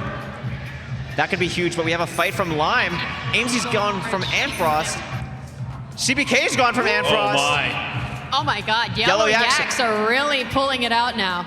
But again, look at this positioning from Red. Look at the TNT cannon on the top. It's going to launch a TNT, and it's going to do major damage onto Lime. All of them fall. Shovel is going to hit the ground too hard, but it's interesting because Illumina actually gets the kill, probably from the fishing rod. Fruit gets the kill on Shadoon, sneaking the rest of the kills. Look at the pandemonium Yellow has on taken the out bottom. Purple. That is amazing for the Yellow Yaks. Not so great for This Purple is so when big. they need Notice to do that really Cyan well. is going to be getting still all these points. A good creeper from Foolish, but it's not enough. What's important here is that Red is still on the high ground. While all of this is happening, they're going to have massive, massive survival points at the end of this game. Sneak looks shocked that he died. But I'm so interested in what's happening in the middle. And there goes the TNT! As we said, Ampharos takes out all of and that Aqua propels them Axolotls. Unreal. But look at the positioning from Red Rabbits. They have everything they need. They have the resources, they have the fishing rods, they have the high ground, and they're going to make their move. They're going to make their move. They have the positioning still. It's important. They want to try and get this kill on Cupfin. They get it. Wow. This is really, really interesting. And he Spleefs through! He got Spleef by his own teammate! Red still gets the win. That is crazy. Red Rabbits first, Yellow Yaks second, but where is Orange Ocelots? Where is Purple Pandas? Purple Pandas in 10th! 10th place for Purple. Is the thing that's going to be important is, oh, we can see the coins for a split second there. Right now, Red Rabbits is up about 3,000 points on Purple. If they keep that up, they can make it. They can make it to the final. We just interviewed Purple about just getting to Dodgebolt, just making it past Sky Battle. I don't know if it's going to happen. If they don't pick it up, what are they going to do? Not go to Dodgebolt. It's unreal. It's unreal. So if I'm playing for Purple right now, you have to just recognize you don't need kills at this point. You just need to not die first. Yeah. Your spot in Dodgeball was almost set in stone before this. Oh my God. If Red Rabbits has another amazing performance, they could easily make Dodgeball. This was amazing. Yellow made it to second in that round when they dropped a player right off the beginning. Yeah, this is absolutely they gotta wild. be careful here. The thing that's really interesting, as you mentioned, no player has dropped off, but S Major shot. No way. And look at this fight. This is big for Pink, but Pink, George dies to JoJo. So Pink, even though they were able to get an early fight, they're going to be down a player going into this mid game. Both Pink and Lime are now really buckled right now. The important things you want to see in your chat: look out for purple names, look out for red names, look out for orange names. Yellow Yaks at this point has basically sealed their spot in Dodgeball. It's a 3-ray race for the second spot. CBK down, massive for purple. Absolutely massive. And look at Cyan in the middle, or look at Aqua in the middle. They're doing the same Oh, thing I love again, this. but this time they I have love more. seeing this. They have more room to stop the TNT. Look at them. They're just huddling. Yeah. Some campfire stories. Hey, what's up? Some s'mores. I like the vision here. Yeah, Blue, they're preparing for an bridging invasion out. right there. Again, look at how aggressive Red is being here. Fruit is high, setting up a TNT cannon. Where's it gonna go? But look behind. Oh my There's God. so much TNT. Oh my God. Tubbo gets a kill on 5-ups. That's big. That is really big. Green, one of the scarier teams so far, limiting their players, gonna be huge. But Green does have a bridge over. I just love how creative Fruitberries is with his PvP. He is, you know, you can make a debate on if he's the best ever at PvP. He is, I think, the most creative ever at PvP. For sure, for sure. Unreal stuff. Ooh, lots of TNT going off there. So we see a lot of different bridging here. Red just has so much space. They've created so much space from just eliminating single players on their team. Again, really good use of the TNT cannon. Is it gonna do enough damage? Looks like it's slightly missed. But while Fruit was doing all that, Tubbo has been bridging to the middle. If Red Rabbits is able to get the quadra kill that Antfrost got last time, his Pizza Hut is down. This looks like it's Yellow all doing amazingly right Green now. Geckos. With every kill, Yellow Yaks can taste Dodgebolt even more. This is looking amazing for the Yellow Yaks right now. They're getting a ton of kills. Purple They're is able to get a kill. surviving. Purple is able to get 2 kills. Is it going to be enough to save their spot in Dodgebolt? And Orange is still alive. Purple needs to have an unbelievable game here. He does get a triple elimination. Trying to fight Sapnap, but they got a lot of the other players. Be careful here with the TNT. Purple, get Saves out of himself. there. Purple has 9 TNT. He can do some unreal stuff with 9 TNT. And it looks like Purple is going to be able to get the kills on site. He's invading the Hermit stronghold. Purple is going to get the kills on Aqua. That's going to be massive. Oh no! Just bridge to their death. Amesy gets puns, that's huge, but Gucky gets eliminated. And Amesy's eliminated. And Purple is off! Purple Pandas cannot add any more points. Red Rabbits, if Red Rabbits wins this game, they're gonna have enough points to make Dodgebolt, I believe. I think so as well. It's gonna be unbelievable to see this final. Red here. But it looks like Fruit is just absolutely dominating, fishing rod and everyone off. And I think that's gonna do it. There's just one player left, it's Antfrost. And it's gonna be Yellow Yaks, actually. Wow.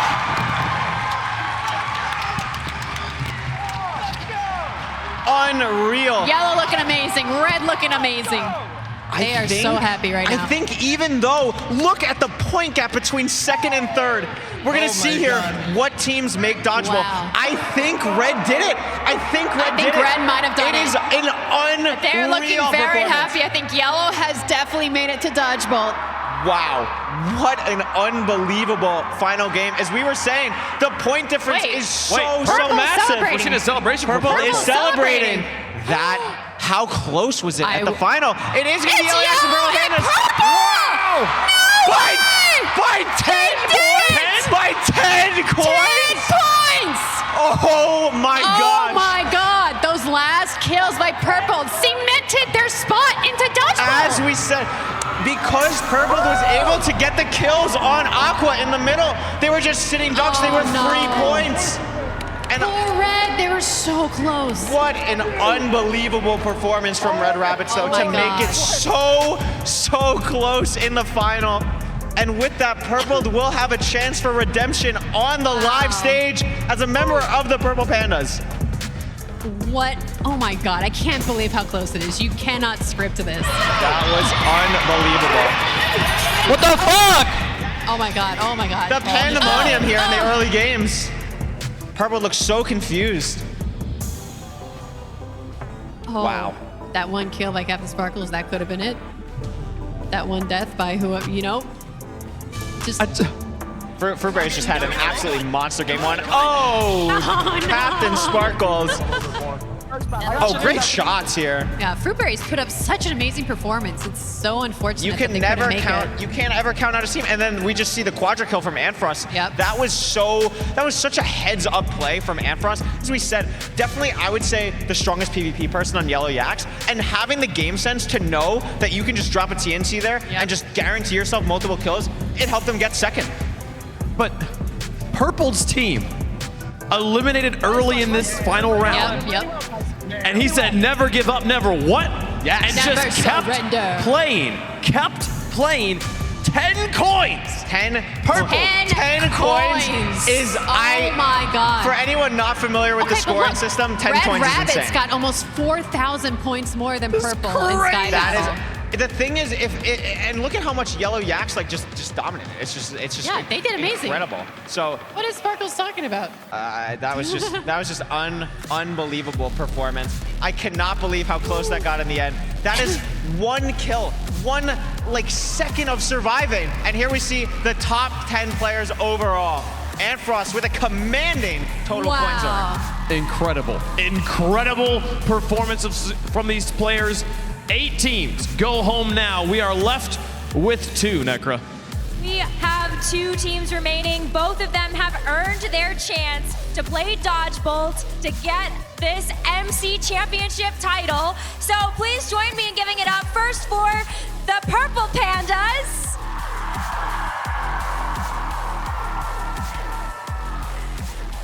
And their opponents leading the charge all day, the Yellow Yaks.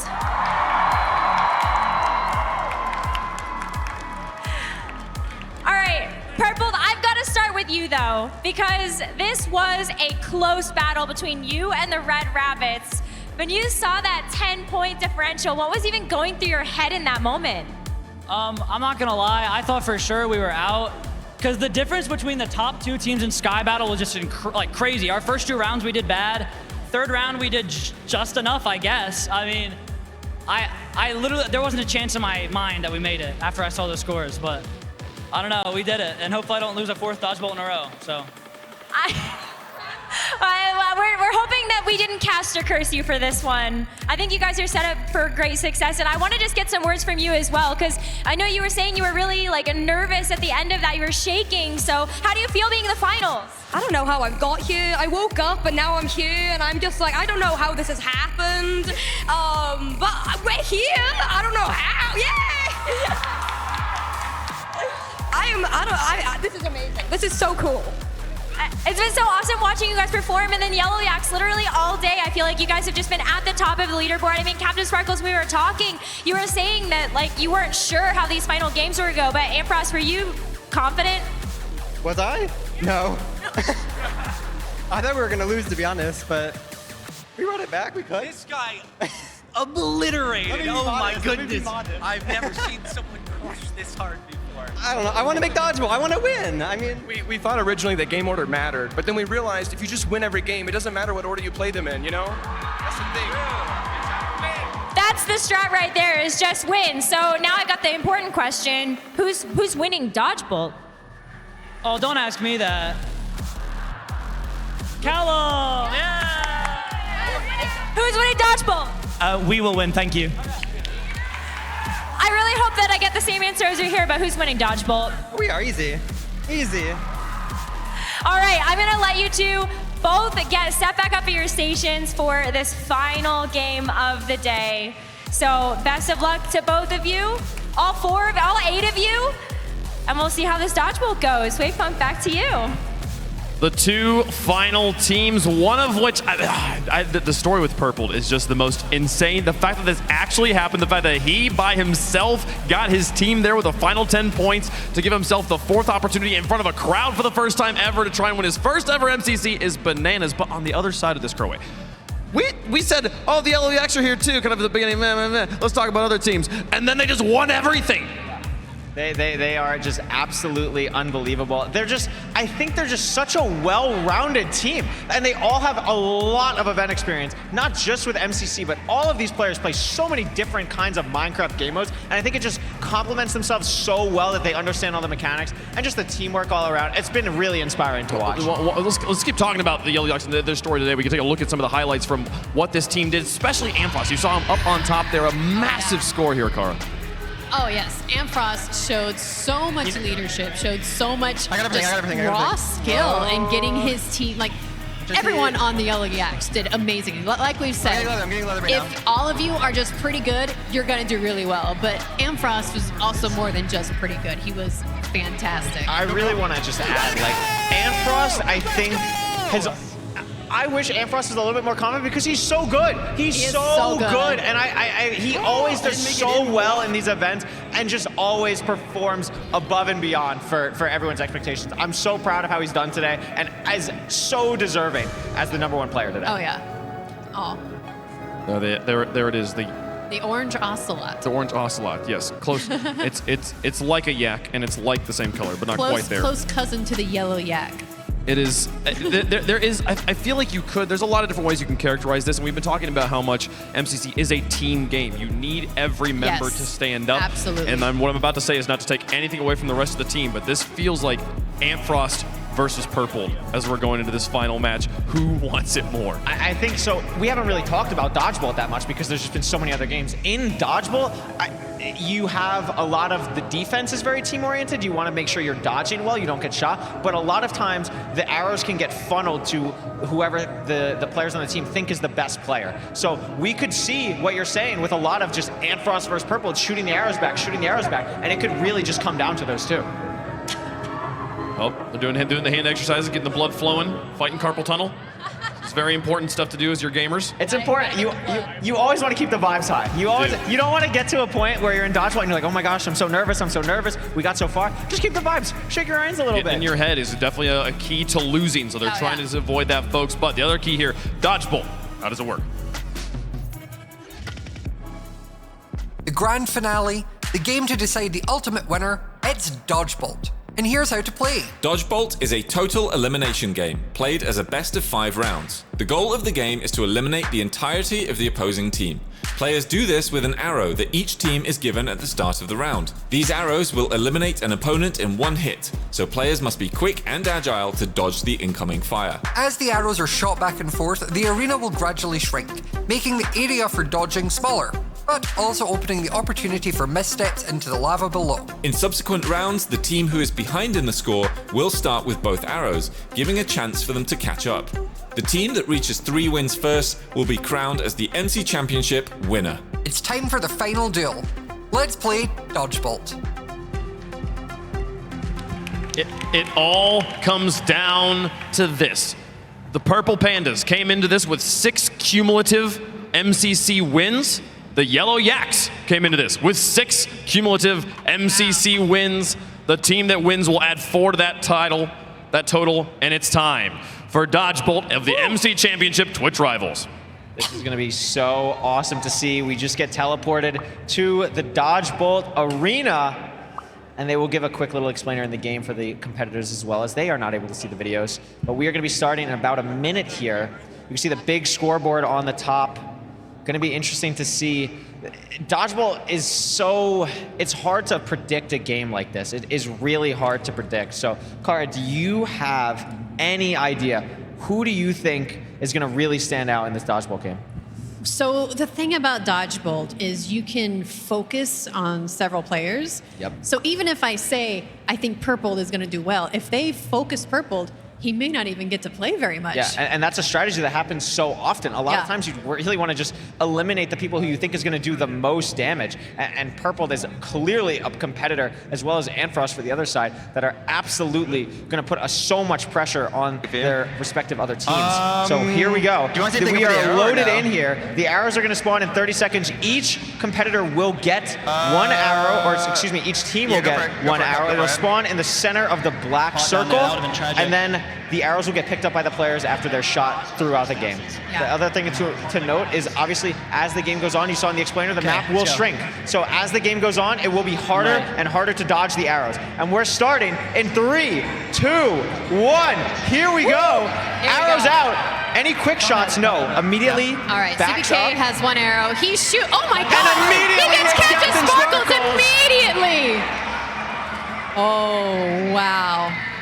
All right, so now Yellow Team has both of the arrows. They can take their time. They can aim for who they want to aim for, and they missed both shots. That is going to be really, really tough. And in a game like this, it's best of 5. If Purple's able to get 1 more here, 4v2, it's so hard to come back from. And what a dodge from Cub. That was amazing dodge. Really clean. It looks like the Yellow does have both arrows right now. Looking. It looks like Awesome Dude is targeting Purple. Smart decision. And it's going to just barely I thought it hit. But Antfrost got CPK. So it's even. It's 3v3. Yeah, you're right. It did hit. No, it was Anfrost that shot at that hit. We watched Awesome Dude miss. You're right. So they had both arrows, but it doesn't matter because Gucky hits Gucky Cupfan. gets Cupfan. And his Purple's gonna have this shot here. I love that they're letting everybody shoot. That is huge. Building confidence is important. Purple is gets confident right Awesome now. Dude. Nice shot, says Awesome Dude. Love the So, camaraderie. What Anfrost is doing right now is he's trying to get just as close as he possibly can to the border before the arrows go away. So he has the best angles, the best aim. You want to shoot on a diagonal as well because it's harder for people to dodge on a diagonal just because of the aim. And does get Purple! And does get Gucky! It's all down to Anfrost versus AMZ. And AMZ misses the first shot. Can Anfrost AMZ could get go the for second? a quick shot here. Does pick up the arrow. Waiting. Just misses. Just my God, missed, it just bounced missed. off Anfrost now has both arrows, can take his time aiming the shot. Gonna try to get AMZ. This would be a huge boost of confidence for Yellow! And it is! Let's go! Yellow Yax gets the first round here. Woo! Amazing pop-offs from Love that everyone all celebration. around. Great job. Wow. That is such a big confidence boost for Yellow going into the second game. You are down in a 3v1 situation. You had the player that's shown up all day pop off again. And what's Purple Panda's mindset going to be going into the second game? You are up. You got to bring it back. You got to reset. I missed. It's narrow miss. Who took it? Narrow miss. Purple getting a shot. And also another misses. narrow miss. Just slightly to the right. Come on, get out of your head, man. Get out of your head. Still a lot of room to dodge. As we said, these earlier shots are going to be a little bit harder to hit just because there's so much more room for everyone. So Awesome Dude's really going to take his time. Is going to miss. Does miss. So it looks like the other person on Yellow did also miss because everyone on Yellow is dodging. It looks like Purple and CPK have the arrows. Purple is looking. Purple is aiming. He wants to get. I think he wants Awesome Dude. It's okay. Either, I think. Oh, is he? Maybe he's. Oh my God. God. Almost a quick shot from Cupman. Whoa. Purple looks shocked. Oh my God. Wait, take one. Someone take one. What the heck? Purple spreading the arrows, doesn't want to funnel.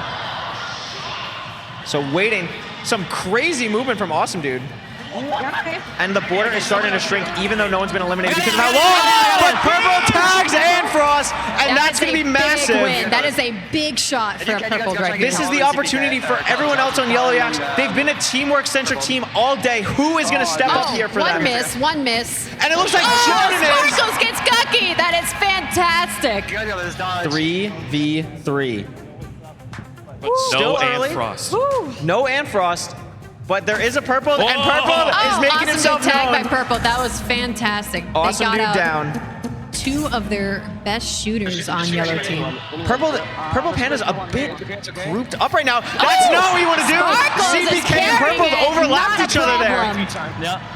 That is not ideal. But Purple Pandas do have that. They did have the advantage with the arrows. Shot them a bit too fast. Want to take a little bit more time.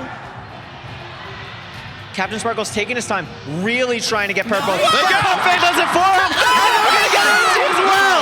Amazing shots by Cupfan and Sparkles. As we said, Yellow Yaks, all they have to do is keep playing the game that they've been playing all day. Teamwork focus. Even though Anfrost, the #1 player of the whole day, isn't able to help them in that round, it doesn't matter because everyone else stepped up and the Yellow Yaks are one more game of Dodgeball away from winning MCC at Twitch Rivals. Oh my God, I'm shaking right now and I'm not even playing. I can't It is imagine how they feel. Absolutely unreal. The nerves are at an all-time high and Purple needs to land this shot. I missed.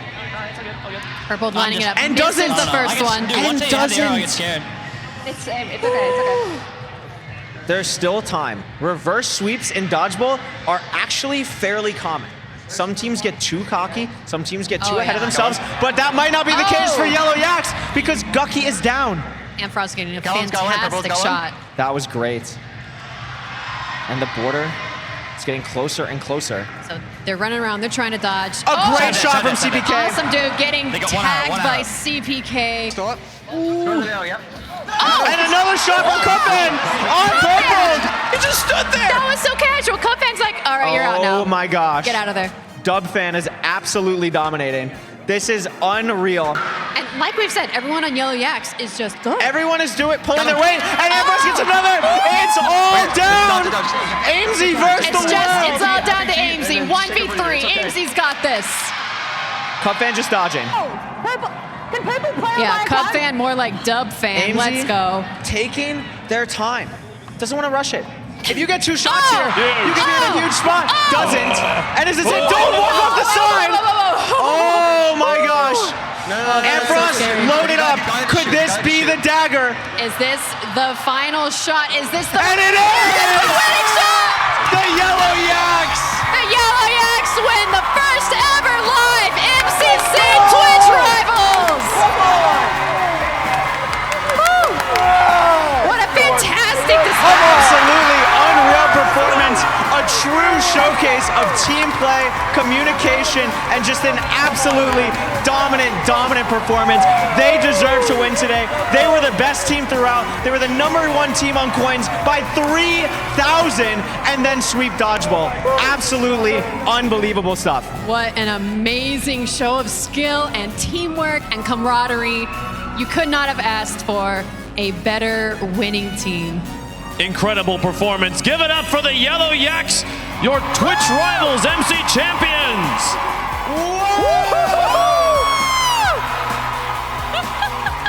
Gentlemen,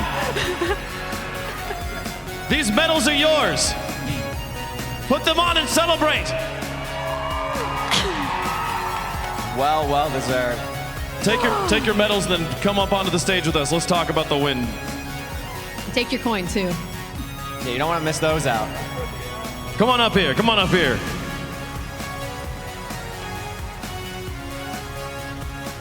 Welcome. Let's go. Okay. Cup fan, you're here standing next to me, so you're the first person to talk to. The emotions you're feeling right now, was it ever in doubt for you? It was never in doubt. We knew it the whole way. The whole way. It was. Was there a point at which you really were? I'm going to ask the question a different way here. At what point did it start to set in for you? Like, we're really going to win this thing. Well, when we won the first 3 games, I thought we had a really good shot to get into Dodgebolt. So then it was just a matter of surviving our not so great games to make it to Dodgebolt at the end, which we ended up doing. It was a huge round, and the Dodgebolt games here, awesome, dude.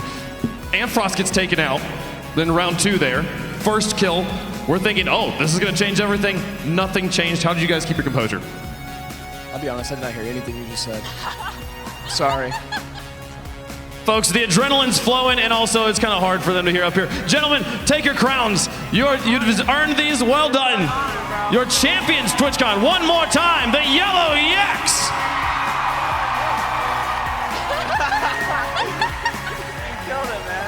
Oh, they look so great. They do. Incredible stuff here. I'm gonna hop over to the other side while you're wearing the crowns. You're Captain Sparkles. I mean, you've been in this game for so long. First MCC live at TwitchCon, and you're standing on the stage. Tell me how it feels. Didn't expect it. I mean, our team, very solid, but still, I don't want to get ahead of myself. But yeah, this is incredible. And Frost, unbelievable performance in Sky Battle. We were worried going into that. So, I mean, I'm gonna have to wear this in all future MCCs. This is like the coolest prize ever. This thing is solid, by the way. It's got some weight to it. Incredible stuff here. Amfrost, the man of the hour, easily the MVP of the tournament. For kids watching at home who want to do what you did today, what would you tell them? Practice. Practice, folks. There's nothing that replaces it here. Your winners at TwitchCon. Gentlemen, if you could proceed up to the stage, we'd like to take a picture like we take in-game here. Stand in front of this banner there. Give it up one more time for the Yellow Yaks.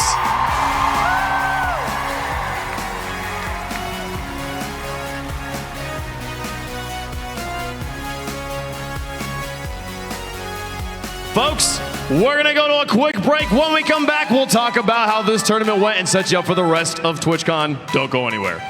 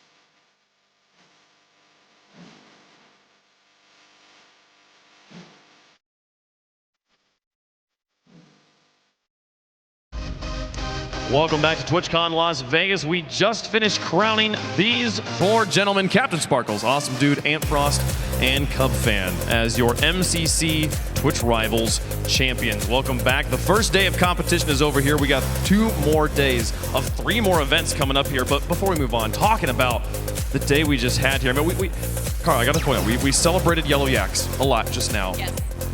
Purpled. 4th time in Dodgebolt. Still no MCC win. Oh no, I was so afraid that was gonna happen, but that doesn't mean he didn't perform extraordinarily well. He did fantastic. His whole team did amazing. I think they got 3rd and 4th or 4th and 5th overall. Yeah. Fantastic Incredible. showing, fantastic show of skill. They just couldn't make it to Dodgebolt and finish it off.